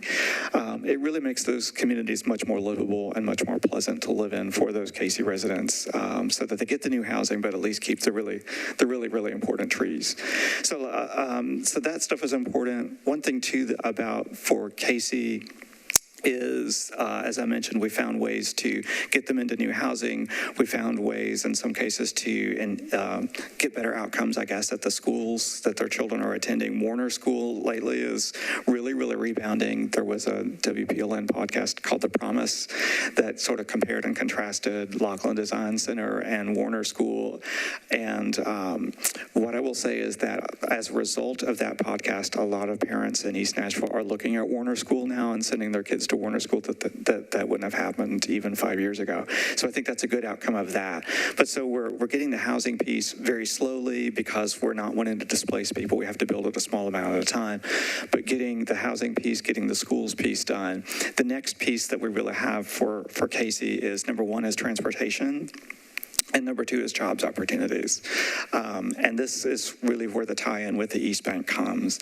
Earlier, this board considered Oracle and what they would bring to the city. I think one of the things that Oracle offered that they have worked with other cities on is education supports and curriculum development and things of that nature, which is definitely needed. Oracle is, if you look at that map, is on the north side of Spring Street.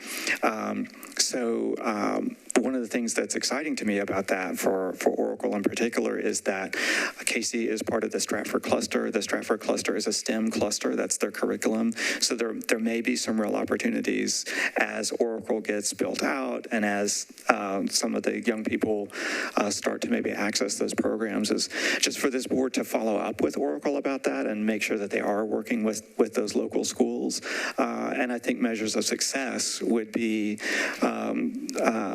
at some point, not this year, not next year, but in the future, to say how many students from public housing in particular have been able to access some of those program offerings that Oracle brings. That would be one measurement. A second measurement would be, how many of those students who were born in public housing were able to go through our school system, were able to take advantage of college scholarships, and are now able, within one or maybe at most 2 generations, to go from being born into public housing to having a 6-figure job. Like, that is a real measurement, and we're not going to have that in a year or two, but that's one thing that I would really ask for this board just to keep your focus on. You have the Do Better bill, you have some of those things. It's going to take a long time to see that, but that should always be the goal, is to say how many people that are living in this public housing are able to access those opportunities and really benefit from it, and ultimately, hopefully, lift themselves and their families out of public housing entirely. So that's number one from that education piece, which I know has come before this body. The other part, which really goes into the East Bank, is transportation. For Casey residents, they were working towards getting them into new housing with a lot better housing quality, a lot better health outcomes, I think will come from that. We're getting a little bit better outcomes from the schools that are supporting that. But if they cannot access jobs, their economic prospects are still very, very limited. And one of the biggest barriers for them is transportation, because as I mentioned, not all Casey residents can own cars. Casey residents do work. They want to work. But I've had Casey residents who are working not necessarily that far out away, but the only way that they can get there reliably is an Uber or Lyft. And if you think of a person who's working a relatively lower wage job, the percentage of their income that is going into ride shares just to get to that job, right? So that is the big challenge. I also think that's part of the big opportunity with the East Bank. The East Bank planning studies really is focused on infrastructure, and especially multimodal infrastructure, because right now, Casey residents can look out their window and can see downtown, but can't get there safely. And so that's why that infrastructure piece with the East Bank is so important, so that they can get downtown, can get to other opportunities. Specifically, going to Oracle, there is no way to get from Casey to Oracle today without getting on the interstate. I mean, it is not, only if you are I think even experienced bike riders would look at North First Street where it goes under a CSX railroad overpass that isn't a whole lot wider than this table or doesn't feel like it, would feel like that's a safe way to get to the Oracle campus from any of East Nashville, but especially from the Casey homes, even though they're geographically close to it. That's the importance of trying to create that multimodal street alignment, as well as create safe bike networks throughout so that residents can hopefully access transit. One of the things we're trying to do with the multimodal spine street is to design it for higher capacity transit, including bus rapid transit, which has been a real passion of Mayor Cooper's, and I think is a really good idea to say if we're building a street, let's build what we need. But also the bike lanes, because bikes are a little bit more accessible for a lot of people. I think we as a city could do more to invest maybe in finding ways to give people bikes. I mean, I would just say, frankly, that's not necessarily before the Industrial Development Board, but if we begin to get to the point that we do have safer bike routes, I think people would use them more. Just generally, a lot of the bike advocacy folks in East Nashville who are very vocal on Twitter, I love them to death, but they typically are folks who have law degrees, PhDs. They're very educated. They work at Vanderbilt, and that's fantastic for them. And they're very, very, very vocal. And that's great, right? But like the people that really have no choice, usually, but to use public transit or people who don't have nearly that much access to social media or even metro government. And we really need to provide for those people where they're at. And to me, Casey is exactly that. It's a community where the only transportation they have currently is the Shelby bus, the number 4 bus. And even that, to get there for most of them, they have to cross a multi-lane street, which is in our high injury network, right? And so it's not that it's that they would love the option of riding to work on a bike or taking their kids to daycare on a bike. It's that they, number one, they can't even afford the bike in many cases, but number two, just realistically for them, the only transit that they have is a bus that's not safe for them to get to. So those are a lot of things that we're trying to fix, I think, from an infrastructure standpoint with the East Bank to make it safer to get across I-24 at Shelby. That interchange is not going to go away, but we can make it as safe as we can to try to get some kind of a viable north-south connection through the campus to reach Oracle included. Probably someday something will happen at the PSC Metal site, which will likely come before you, but to try to figure out how to make that way work. Because right now, the only way to traverse the East Bank is on the interstate. Like I said, aside from the convenience, just that access for our Casey residents is that next step that I hope everyone focuses on. But again, for the Industrial Development Board, what I would ask of you is to keep asking if folks come to town and are looking at an expansion, is to say, what are you doing for people in public housing? And follow up on that to make sure that those promises are kept. And like I said, I think that's what will ultimately help our Casey residents and other public housing residents to be able to get out of public housing. Yep. Thank you for all that, and it's awesome. And I'll turn it over certainly to colleagues for questions. Can you speak a little bit on Envision Casey and the mixed income housing concept and how that's working and kind of the philosophy behind that? Because I think that's monumental, and although we may not have room for tons of Envision Casey projects everywhere, I think the concept that we've all talked to today about the affordable workforce housing next door in various neighborhoods, that's all something that we've talked about. But in Casey, it's mixed income. So talk about the origination of that and the rationale behind it, and then also how it's working, because obviously it's a slower process because we're not, nobody there is being displaced, but, there are newer developments within Casey that you have, mixed income people. You have the person that may be a teacher or firefighter workforce next to somebody that's paying market rent next to a long-time Casey resident that's been there. in the same units, they all look the same? Yeah. Well, thank you for that question. Again, for Envision Casey, the idea was to say, we know we need housing, and we know that this community needs resources. In order to get resources such as a grocery store, which is needed in the Casey area, the only way to get that, to get a tenant for a grocery store, is that you need a certain number of units, but you also need a certain amount of income. Right, and so that's the only way you're going to bring a grocery store to that community, which desperately needs one.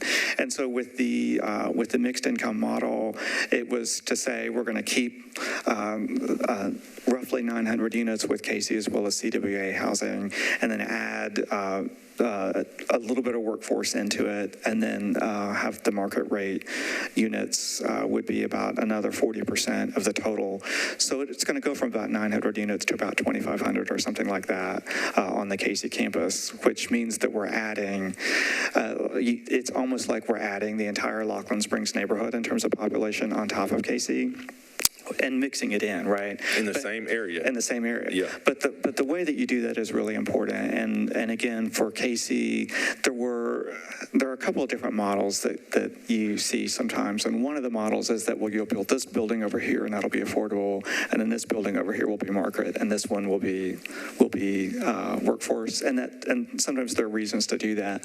What the thought was with Casey is that would sort of create segregation within the community. It would also create a potential situation in which, if we moved all of the Casey residents into the first units that are built, that then in order to deconcentrate that poverty, we would then be asking Casey residents to move out of their units to a different unit in order to make way for a family that makes a higher income. And that was not palatable either. So the very slow way that we're doing it at Casey is that each building is about 40-ish% Casey residents and about 40 market and about 20 market. It's not exactly that, but that's kind of the idea.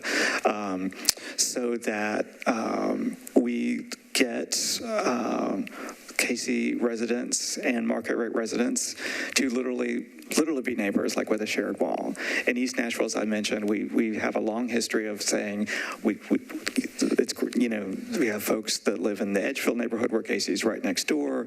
There's a lot of that where in the house next door, it's a family with a different income, and that's a part of what East Nashvilleans usually like. That's part of what attracts people to move to the neighborhood, right? But the idea that you're going to share walls and a hallway and amenities in the same building is the next level of that.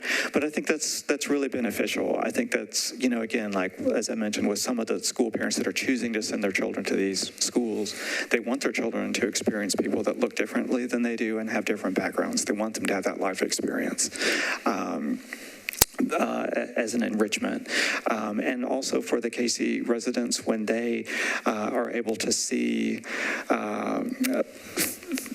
opportunity and what that looks like and what the reasons are for, if you,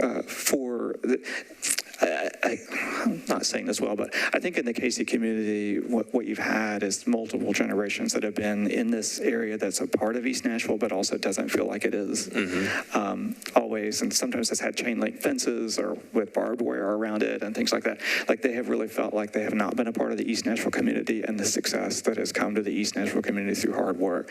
And so having the Casey residents be a part of that resurgence themselves is transformational. I think it's working out pretty well. MDHA has been very thoughtful, and in fact, a couple of years now brought in a consultant who's worked on public housing developments that have gone through similar processes to this. And, one of the things that this person said as I was listening that really made a lot of sense is, sometimes it's almost like you have to entice market rate residents to live there. And so he said one thing that went wrong in another community was that they had like welcome packages for the market rate residents, and then when all the residents are hanging out down the hall for something, they're like, hey, how did you like your welcome package? And that wasn't offered to other residents. Right, exactly. So sometimes very small things like that can really have a big impact though, right? So it's just trying to be really, really cautious about all those types of things to make sure that that people aren't treated differently. But also, one of the things I really like about MDHA is that they're emphasis really is on, this is the Casey residents' home and neighborhood, and other folks are welcome to that, but this is their home. And so to me, it's been exciting working with the Casey residents to. We have some of the best architects in town, design professionals. One of the pictures that you showed was of one of the park spaces. And so we had a design charrette where we had folks sitting around a table, and they were saying, you know, we're going to put a little pocket park space in your community, and what would you need? And to listen to the Casey residents who are mothers and grandmothers, you know, say kind of, I like this or I like that, I don't like that. One of the things that I learned from is they're like, I don't want benches there. And I said, well, why? Why wouldn't you want benches? They said, because sometimes people hang out on the benches and cause trouble. They're like, I want things that the kids can climb on and get exercise, but I don't want people kind of sitting around on these benches and causing problems. And so, you know, but it's one of those things benches over there that you wouldn't think about. But there's these great play spaces. They have little hills. They're soft. You can climb on them, you know, and I think about what playgrounds were like when I was a kid, and it was hot steel on concrete. But they're just great spaces that those kids can enjoy. But the Casey residents themselves have been involved in the design and selecting colors of the buildings. MDHA's begun working with Casey residents on sort of naming some of the buildings. One of the buildings was named after Peaches Manning, who was a beloved Casey resident who passed away. But just a way of, again, making that this is the Casey residents' home, and other people are welcome to come in and join and bring their resources. But this is the home for the Casey residents, and that's been very well embraced. Yeah, thank you for sharing all that. And in terms of, I think it speaks to the buy-in from the community, and not just the Envision Casey community, but the broader East Nashville community, and tons of engagement for everyone. And from just listening to speakers today, I think some of the lessons and community engagement on educating people in the neighborhoods about affordable workforce housing, and, you know, and debunking some of those myths around it, you know, is something that maybe can be transferable to other areas. So, really, thank you for sharing. I'll go here. Board Member Cordova, any questions or comments? No questions, but thank you for making the time to come out. Sure. Y'all council people do a lot of stuff, so appreciate the time. Yeah, they had council meeting last night, committee meeting, so thank you for coming. Board Member Forrester, questions or comments for Council Member Withers? I don't have any questions, but thank you for taking the time to explain all that. It was interesting. Vice Chair Siegel. You gotta watch those comments about lawyers on Twitter, Councilmember. We can be used for good sometimes. That's right. Too. Yeah. The key word sometimes. Literal degree in bird dogging people. I appreciate you coming here, and I appreciate whenever we get a council member here. We are a council-appointed board, which makes us unique, and I like to think that the council shapes this board to reflect what its constituents want to see for the city. And when you talk about transportation and stuff that this board isn't directly involved in, I think your point is well made, and a point that I have tried to make, and so I just want to emphasize it, which is we can't control what, say, Oracle does, but we do hold a public hearing, and we can ask the questions, and we can push the issues and get things in plans that people want to see. When Oracle came to this board, because I'm kind of a bird dogging lawyer, I reached out to some council members to get a feel for what they were thinking, but I was only proactively approached by one council member of 40 to discuss the deal. And I know that I and some of my fellow board members do reach out to council members that we have relationships with to talk through what are your concerns. We're having a public hearing on Oracle, and council doesn't get to, and what do you want to see and ask and know. And for deals, even when we're not issuing the bonds or doing the pilots for TIFs that are coming through here that still have to be approved at council, I, for one, am always happy to hear from a council member as to what sort of questions they want asked and issues they care about, because it makes it better for our whole city to be able to do that. And then you don't have to ask it. You can ask us annoying lawyers to ask it for you. So, but thank you for coming and telling us about it and talking through the issues. So one question and comment again, and really appreciate you coming, Councilman Withers. You know, obviously you gave us an example, you know, of asking the questions, for example, with the Oracle deal.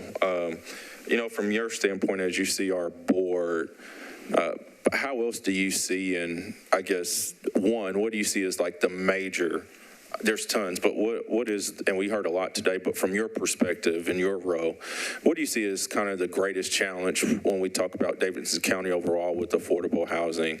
And two, you know, how do you see this board playing a role in that? How would you see us doing that?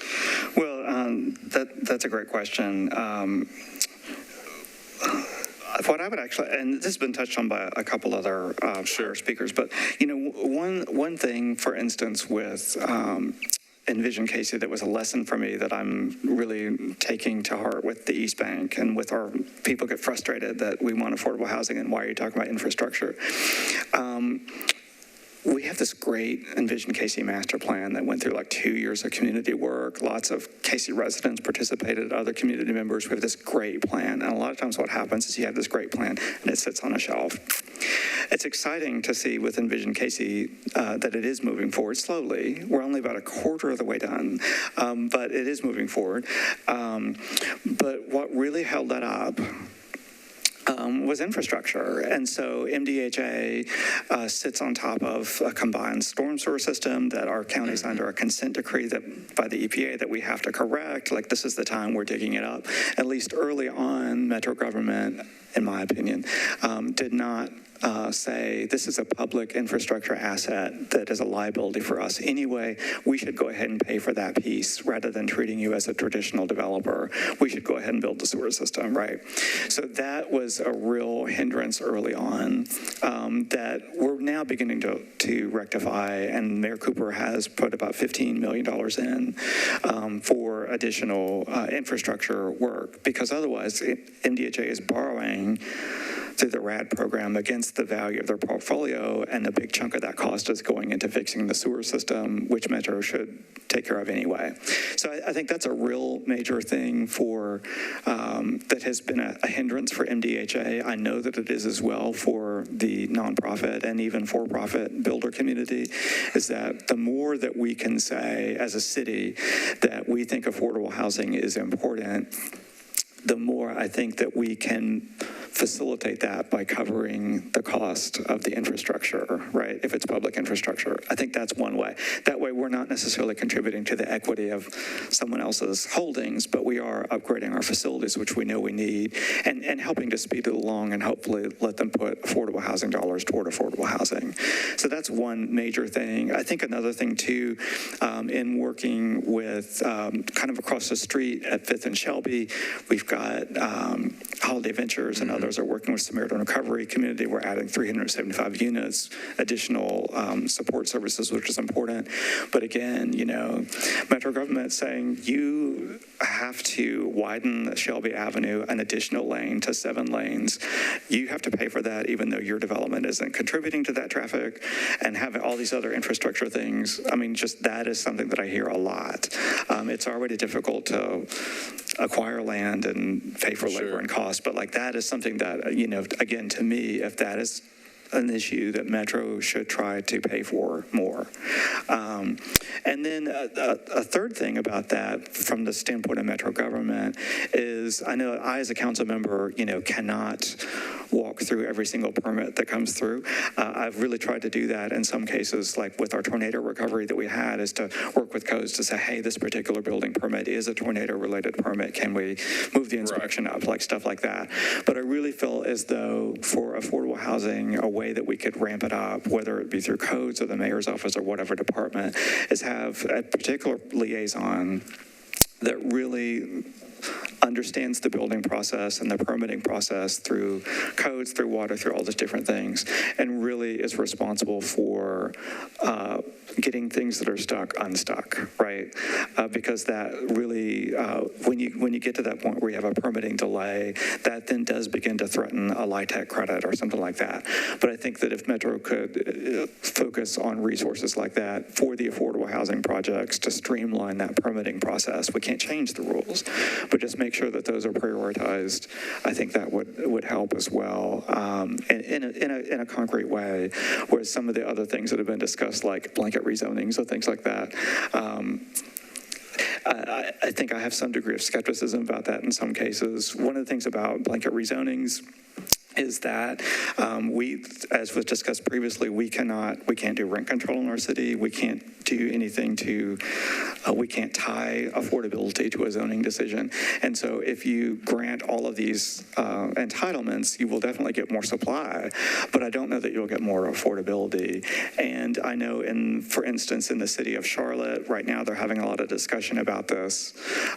There's a lot of question, particularly within the African-American, there's a sort of a split, I guess I would say, within council in Charlotte about if you blanket upzone traditional African-American neighborhoods that are already feeling development pressure, does that not just increase that development pressure, right? And I don't know the answer to that, but that's something that hopefully our housing team can help us with. But I'm a little bit skeptical of blanket rezonings, especially since in our state we can't tie it to affordable housing. We just can't. We don't have private acts. We can't enforce deed restrictions. Those are also private agreements. So our ability to ensure that if we were to do that we would actually get affordability is, I just don't think it's there, at least today, until we get more help from the state. But like I said, I think having Metro pay for some of the infrastructure, again, I'm really grateful to Mayor Cooper for several years into Casey, but I think that $15 million will really help to move the needle on Casey. But we need a lot more of that in a targeted way for all of the affordable housing projects, whether it be MDHA or the nonprofit or private side. I think that's a real need. Yeah, thank you for sharing that. And obviously, there's a lot of infrastructure. You mentioned the Oracle deal potentially, which came before this body last year, and this board approved, and ultimately the council approved as well, which was an infrastructure deal, quite frankly. So I think that underscores, like you said, to your point, we can talk about all of the housing, but it's the infrastructure piece, and some of the developers have mentioned that as well. And you're exactly right. I agree. I think we had, if you recall back in May, I think that meeting last year with Oracle, just since you brought that up, I want to say it was virtual, but I want to say it was a 4 or 5 hour meeting. I think it was closer to 5 hours. And so there was a lot of questioning again. And what I'll say too, and I shared this last month as well in the state of IDB, I certainly think there's an opportunity for us to, like, once we pass these deals, right, or if they're approved, is on my end as chair of this board to do a better job. Not on mine, I'm not relying on our Metro colleagues to do that, but on me as chair to reach out to these companies and say, hey, what's going on? Give us an update. Where are you with these community things? And so we've had some conversations with Oracle. I anticipate we'll have them back here, at some point over the next several months to give us an update, and certainly can ask them in greater detail on that. So certainly agree with you on that. And it's just trying to make sure, even like with Dominium, for example, we approve the deal. Well, what's going on with the development? Where are you? And keeping everyone up to date on that. So I have tons of questions. I could go on and on, but I'll stop. So I'll ask, are you open to coming back before us? Absolutely, again, yeah. Councilman. Absolutely. And one thing, Commissioner Hodge, that you've spoken about, which I made a little bit of a public statement about with regard to the East Bank, right, is that I think there is a sense among some that, like, we have so much affordable housing that's needed. Shouldn't we put thousands and thousands of units? Well, yeah, essentially, I was going to ask that, but I paused. But you go ahead. So what we have found, I mean, even if we could do that, but what we have found with Casey, and this honestly is part of the reason you get pushback in Antioch. I mean, to speak to my history of working on the council with colleagues in Southeast Nashville, is that there is a concentration of poverty in portions of Antioch that is almost as large, or if not as large, as Casey. And when you have a concentration of poverty that's that large, you don't have access to jobs. You don't necessarily have a grocery store. It creates problems for those residents. and for the quality of life in the community as a whole. Then when you also have the Southeast community where they have the Hickory Hollow Mall or Global Mall, which was thriving 20 years ago, is now an eyesore. Yep. That adds this additional fear in that community of how much additional sort of social service is one community going to be asked to carry the burden for. Right? Yep. So I think I just ask people to kind of keep that in mind. So I think the acquisition of the Global Mall, I think, was a great strategic move. I used to work for many years in Berry Hill, and 100 Oaks, I think, is a pretty good model. I actually think that the Global Mall site has even more potential to be transformative in that community. Councilmember Stiles has been working with Metro Planning, who's doing an RFP to get some folks out to sort of look at that, kind of similar to Envision Casey in the sense of saying, what does the community want to see here, and how do we structure it, and where do things, make sense that they fit in? I'm really excited about that opportunity. Hopefully we can that might be an environment where you could get community buy-in for additional affordable housing if you also have some of those services that are right there. So I think that's something to keep in mind, right, for that one. But just we have to be creative, but also just going back to the sense that, the Casey homes were created by the federal government in the late 1930s. This was an era of segregation. It was white only when it was constructed, and that did not end until desegregation in the late 60s. So it was a poor community at that time. I think it's safe to say that at the time that desegregation happened and Casey was becoming predominantly African American, there was also a period of time when the federal government began disinvesting in public housing as a whole. And so there was less and less money that MTHA had even to maintain the buildings, much less to provide services, right? So around the time that it became majority African American, the federal subsidies for services and even just maintenance also declined. And so that is part of how it got to be that way. And so I would caution folks about taking where we have about a little less than 1,000 units in Casey, and it's taken all this time and effort to figure out how to deconcentrate that. I would caution folks about the idea that we're going to move everyone from all over the county to 4,000 units in the East Bank without really having a plan for how you're going to maintain that long term and how you're going to provide services to that many people who need services. I'm not saying it's a bad idea, but just there's this blanket idea that we should pull people out of their schools, out of their communities, create all this affordable housing there with that much of a concentration without a real plan for how to provide services for them. Is something that would need to be thought out a whole lot more. And one of the things that I've stated at one of the town halls that we had for the East Bank was to say that we need this whole county's participation in affordable housing. Yep. Like I said, I understand why the Antioch community feels like they have absorbed a lot and are not getting the services that they need. Bordeaux and the North Nashville community is also one of those where they feel like we've had some really bad uses that have been put up here that have lowered our property values, and we don't, they feel like they don't have good transit, although we're working on that. But we really need affordable housing throughout the county. I would gently say that sort of adjacent to the East Bank, as I mentioned, with Envision Casey, we've already added more than 100 so far net additional affordable housing units in Casey, even more than what were there before after the one full and replacement. Plus, we're adding some workforce. At 5th and Shelby, I've got 375 units going in with supportive services. We've got something is going to happen at River Chase. I'm still optimistic that we will get a good program there. At Cleveland and Dickerson, I think about 250 units. Yep. We've got the Skyliner further up Dickerson. All up and down the Dickerson corridor, the Councilmember Parker, Councilmember Toombs, Councilmember Van Reese, Councilmember Zach Young is like all in that Dickerson corridor. There's a lot of support from council and for adding workforce and affordable housing. And that is really, that corridor is going to grow and explode. But I think the council has worked to build these nodes of pretty significant unit counts, but where it's spaced along the community, particularly it's spaced at a place that's going to be a major bus stop. right? That's important. So the location of that's very well done. I think the overall mix in the community is well done. Sometimes there are good design guidelines that are in place.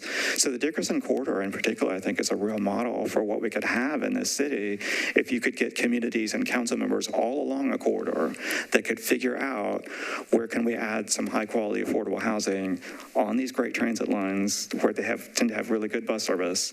There tend to be grocery stores in some of those places, right? That those services are there, that adding a couple of nodes here and there along a corridor of a couple of hundred units could really make a difference to help residents, number one, stay in those communities, because there's probably more displacement in those neighborhoods than one would think.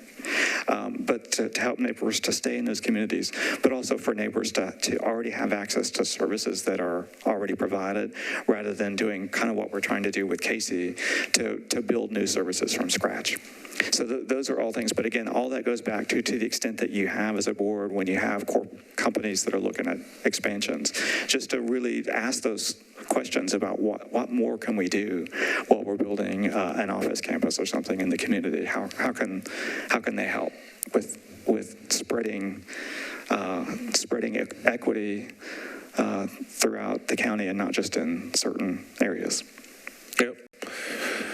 Oh man, I could go on and on. That was awesome. So I appreciate that. And I was going to ask you in greater detail about the East Bank. So I appreciate that. And obviously it's still a lot of work to do, but we thank you so much, especially with council meeting, committee meetings this week, for coming by and taking, I guess, 3 hours out of your day. So we really appreciate it and hope to have you back again soon. Thank you so much. Well, thank you, board members, for your service. It's my first time seeing you. I hope to see you again soon. Absolutely. Thank you.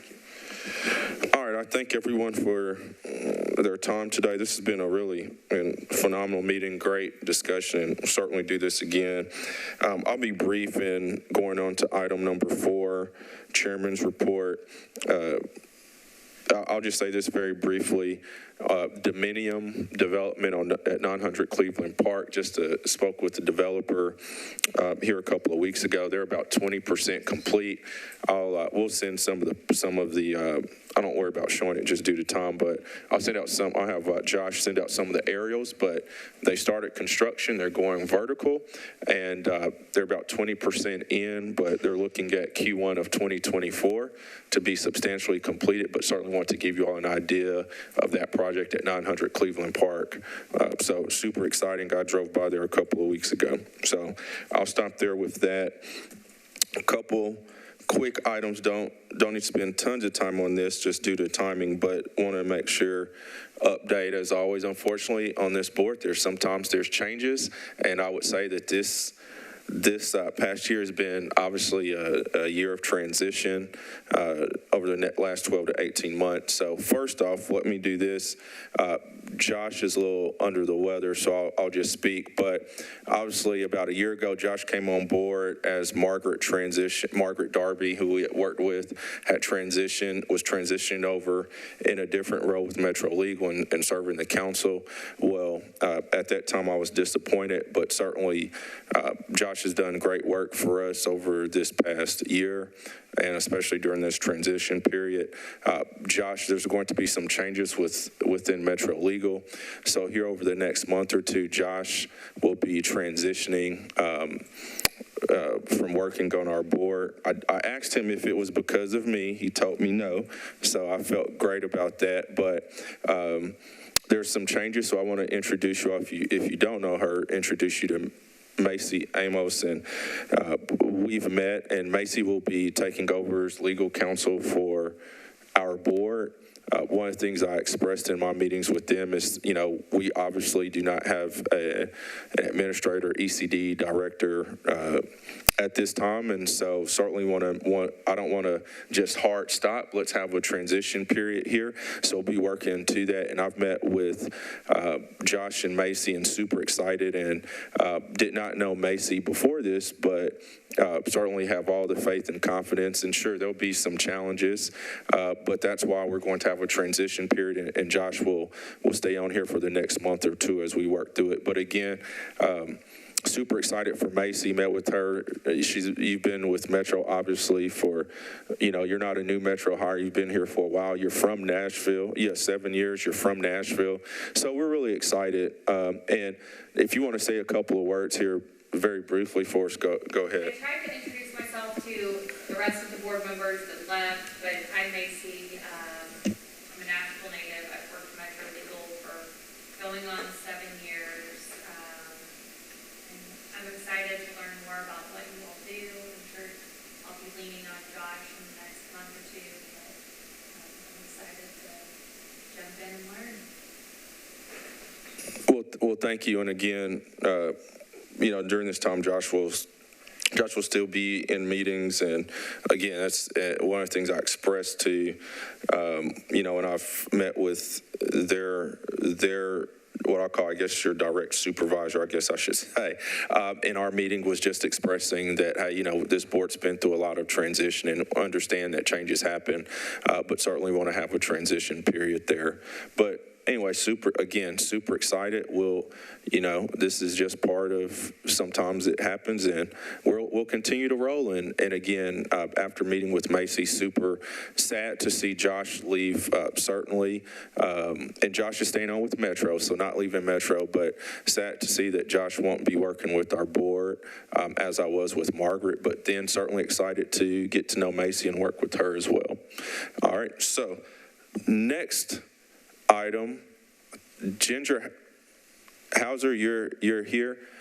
Before you, say this. So obviously, several of us know Ginger. Ginger served on this board for about 10 years, right?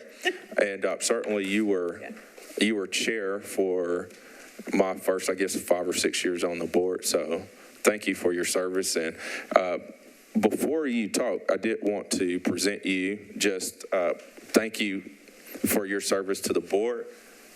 I'll bring this to you after the meeting, but we have a thank you card for your service to the board and some nice flowers, hopefully, just as a thank you for your service to the board. So we really appreciate you're volunteering a lot, and you've certainly been a mentor to me and probably a lot of people on this board as well. So serving on the board for 10 years, that's a long time. So I still have many years to catch up to you. So thank you, and we all appreciate you. Nice. So, sorry, I don't know if you were expecting that, but... I was not, but that's always kind. So but I appreciate it. I just wanted real quickly, with Courtney's departure, for the interim period, right now I'm your contact. So I've had a meeting with both your chair and your vice chair, also met with Josh. We went through some of the materials as we kind of unpacked files and try to figure out what was going on with the change in leadership. I want to thank Josh in particular. There is a report that is required because you are a nonprofit. You have to do an annual filing with the Secretary of State's office. That did not get done. I'm very appreciative. I asked Josh if he would get that done so that this organization would be right with the state, and that has been done. So you all are now legal and not going to get your nonprofit status yanked by the state. So we got that filed a little late, but got that done. We also handled a couple of tax payments that needed to be processed. So we feel like there's nothing really outstanding right now outside of a couple of paperwork things, but we wanted to make sure as somebody new comes in that we're not leaving some things sort of legally hanging, right? So we anticipate an announcement in the next few weeks of somebody that will take permanently this ECD role in. I'll just be sort of the interim helping you through this process. And onboarding that new person when he or she comes on board. So I just wanted to let you know that. So we've let the state know that in the interim that I'll be the person that they reach out to. I will say just as recently as yesterday, some folks from our office were meeting with the chamber and state ECD about, the potential recruitment of a company. So there's some of those things continuing to go on, and we'll be involved in that. And I think the chair, maybe at the next meeting, we'll give you some updates on where are we with the economic development study and those sorts of things, which you probably are interested in getting an update on. So I'll just say I've sat in every seat in this room, I feel like, from council member to IDB chair and now in the mayor's office. So you all do great work, and the information today was super helpful. As a little teaser, next Monday afternoon will be the release of the next phase of the East Bank study. So you guys talked about some of that today. I think you will see some really amazing planning documents of this next phase that gets into not only the transportation, but flood management, opportunities for housing, opportunities for maybe some incentives for affordable housing as well. The benefit that we have as a city is that the city of Nashville owns 100 acres of it, and there are very few cities in the United States where the city has undeveloped 100 acres on a waterfront. So the bonus with that is the city and the community gets to control what happens there a lot more than if we didn't own the property. So I think you'll hear more in this next phase, but it is a real opportunity to recruit the types of businesses that you want as employers, to have the kind of services, to kind of have the housing structure, and there might be ways in which the IDB can be involved in that process. The other thing I wanted to mention is your guest Joshua mentioned one of the opportunities could be a revolving loan fund for affordable housing. I will say the council in October will look at a $25 million request of recovery dollars to go to MDHA to do something similar to that, and that is to create some gap financing loans, of which some of the payback will be used to basically reinvest, so that the hope is that we will get some more permanent supportive housing for our unhoused population through MDHA, through that loan gap funding that both two of your guests talked about the need for that kind of gap funding. But because there's some repayment will occur with that loan, there's an opportunity that $25 million can continue on beyond sort of the first round of loans. So I just wanted to call your attention to that. It doesn't mean that you couldn't play in that space in a different, allocation, but it will be sort of our first experiment in that round if the council approves that in October. And that's all I've got.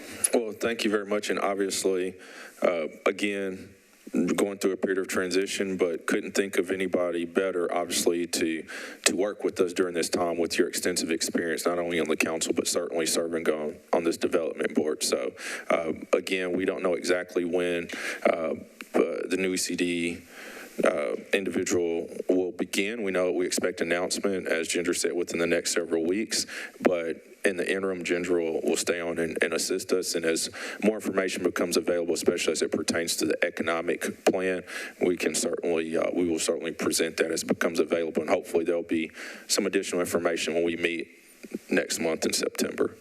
So thank you again, Ginger. All right, and then lastly, I'll let everyone get to lunch. From a scheduling perspective, our next meeting will be on our normal schedule like this one, third Wednesday of the month, September 21st. That was included in the email that went out. And then as far as board training, we were looking, if you all recall, at July, but several board members were out of town, and it was kind of in the middle of the summer. So we're looking at October for that. Trying to schedule around fall break, so we'll try to get that coordinated here over the next several weeks. I would anticipate that meeting being maybe not all day, but certainly probably 4 to 5 hours. So we may work through something and figure out lunch, but just keep that in mind for that meeting. And certainly one of the items there would be to talk about fees, not only with certainly a focus on bonds with our Issuers Council, but certainly looking at all of our fees holistically. And then from there, certainly, as I shared at June meeting, certainly it'd be a goal for us. If we can work through that this year, I think that would be a huge win for us. So that's kind of the plan for next month and potentially October.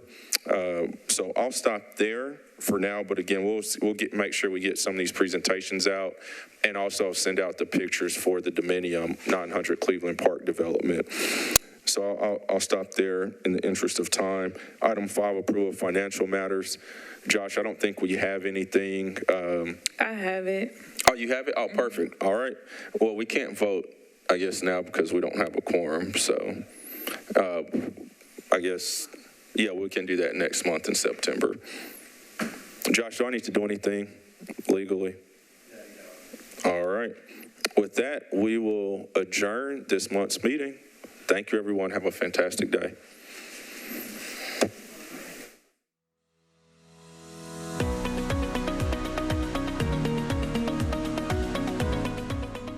This has been a service of the Metro Nashville Network. If you would like to see this presentation again, or for more information on this and other programs, visit nashville.gov.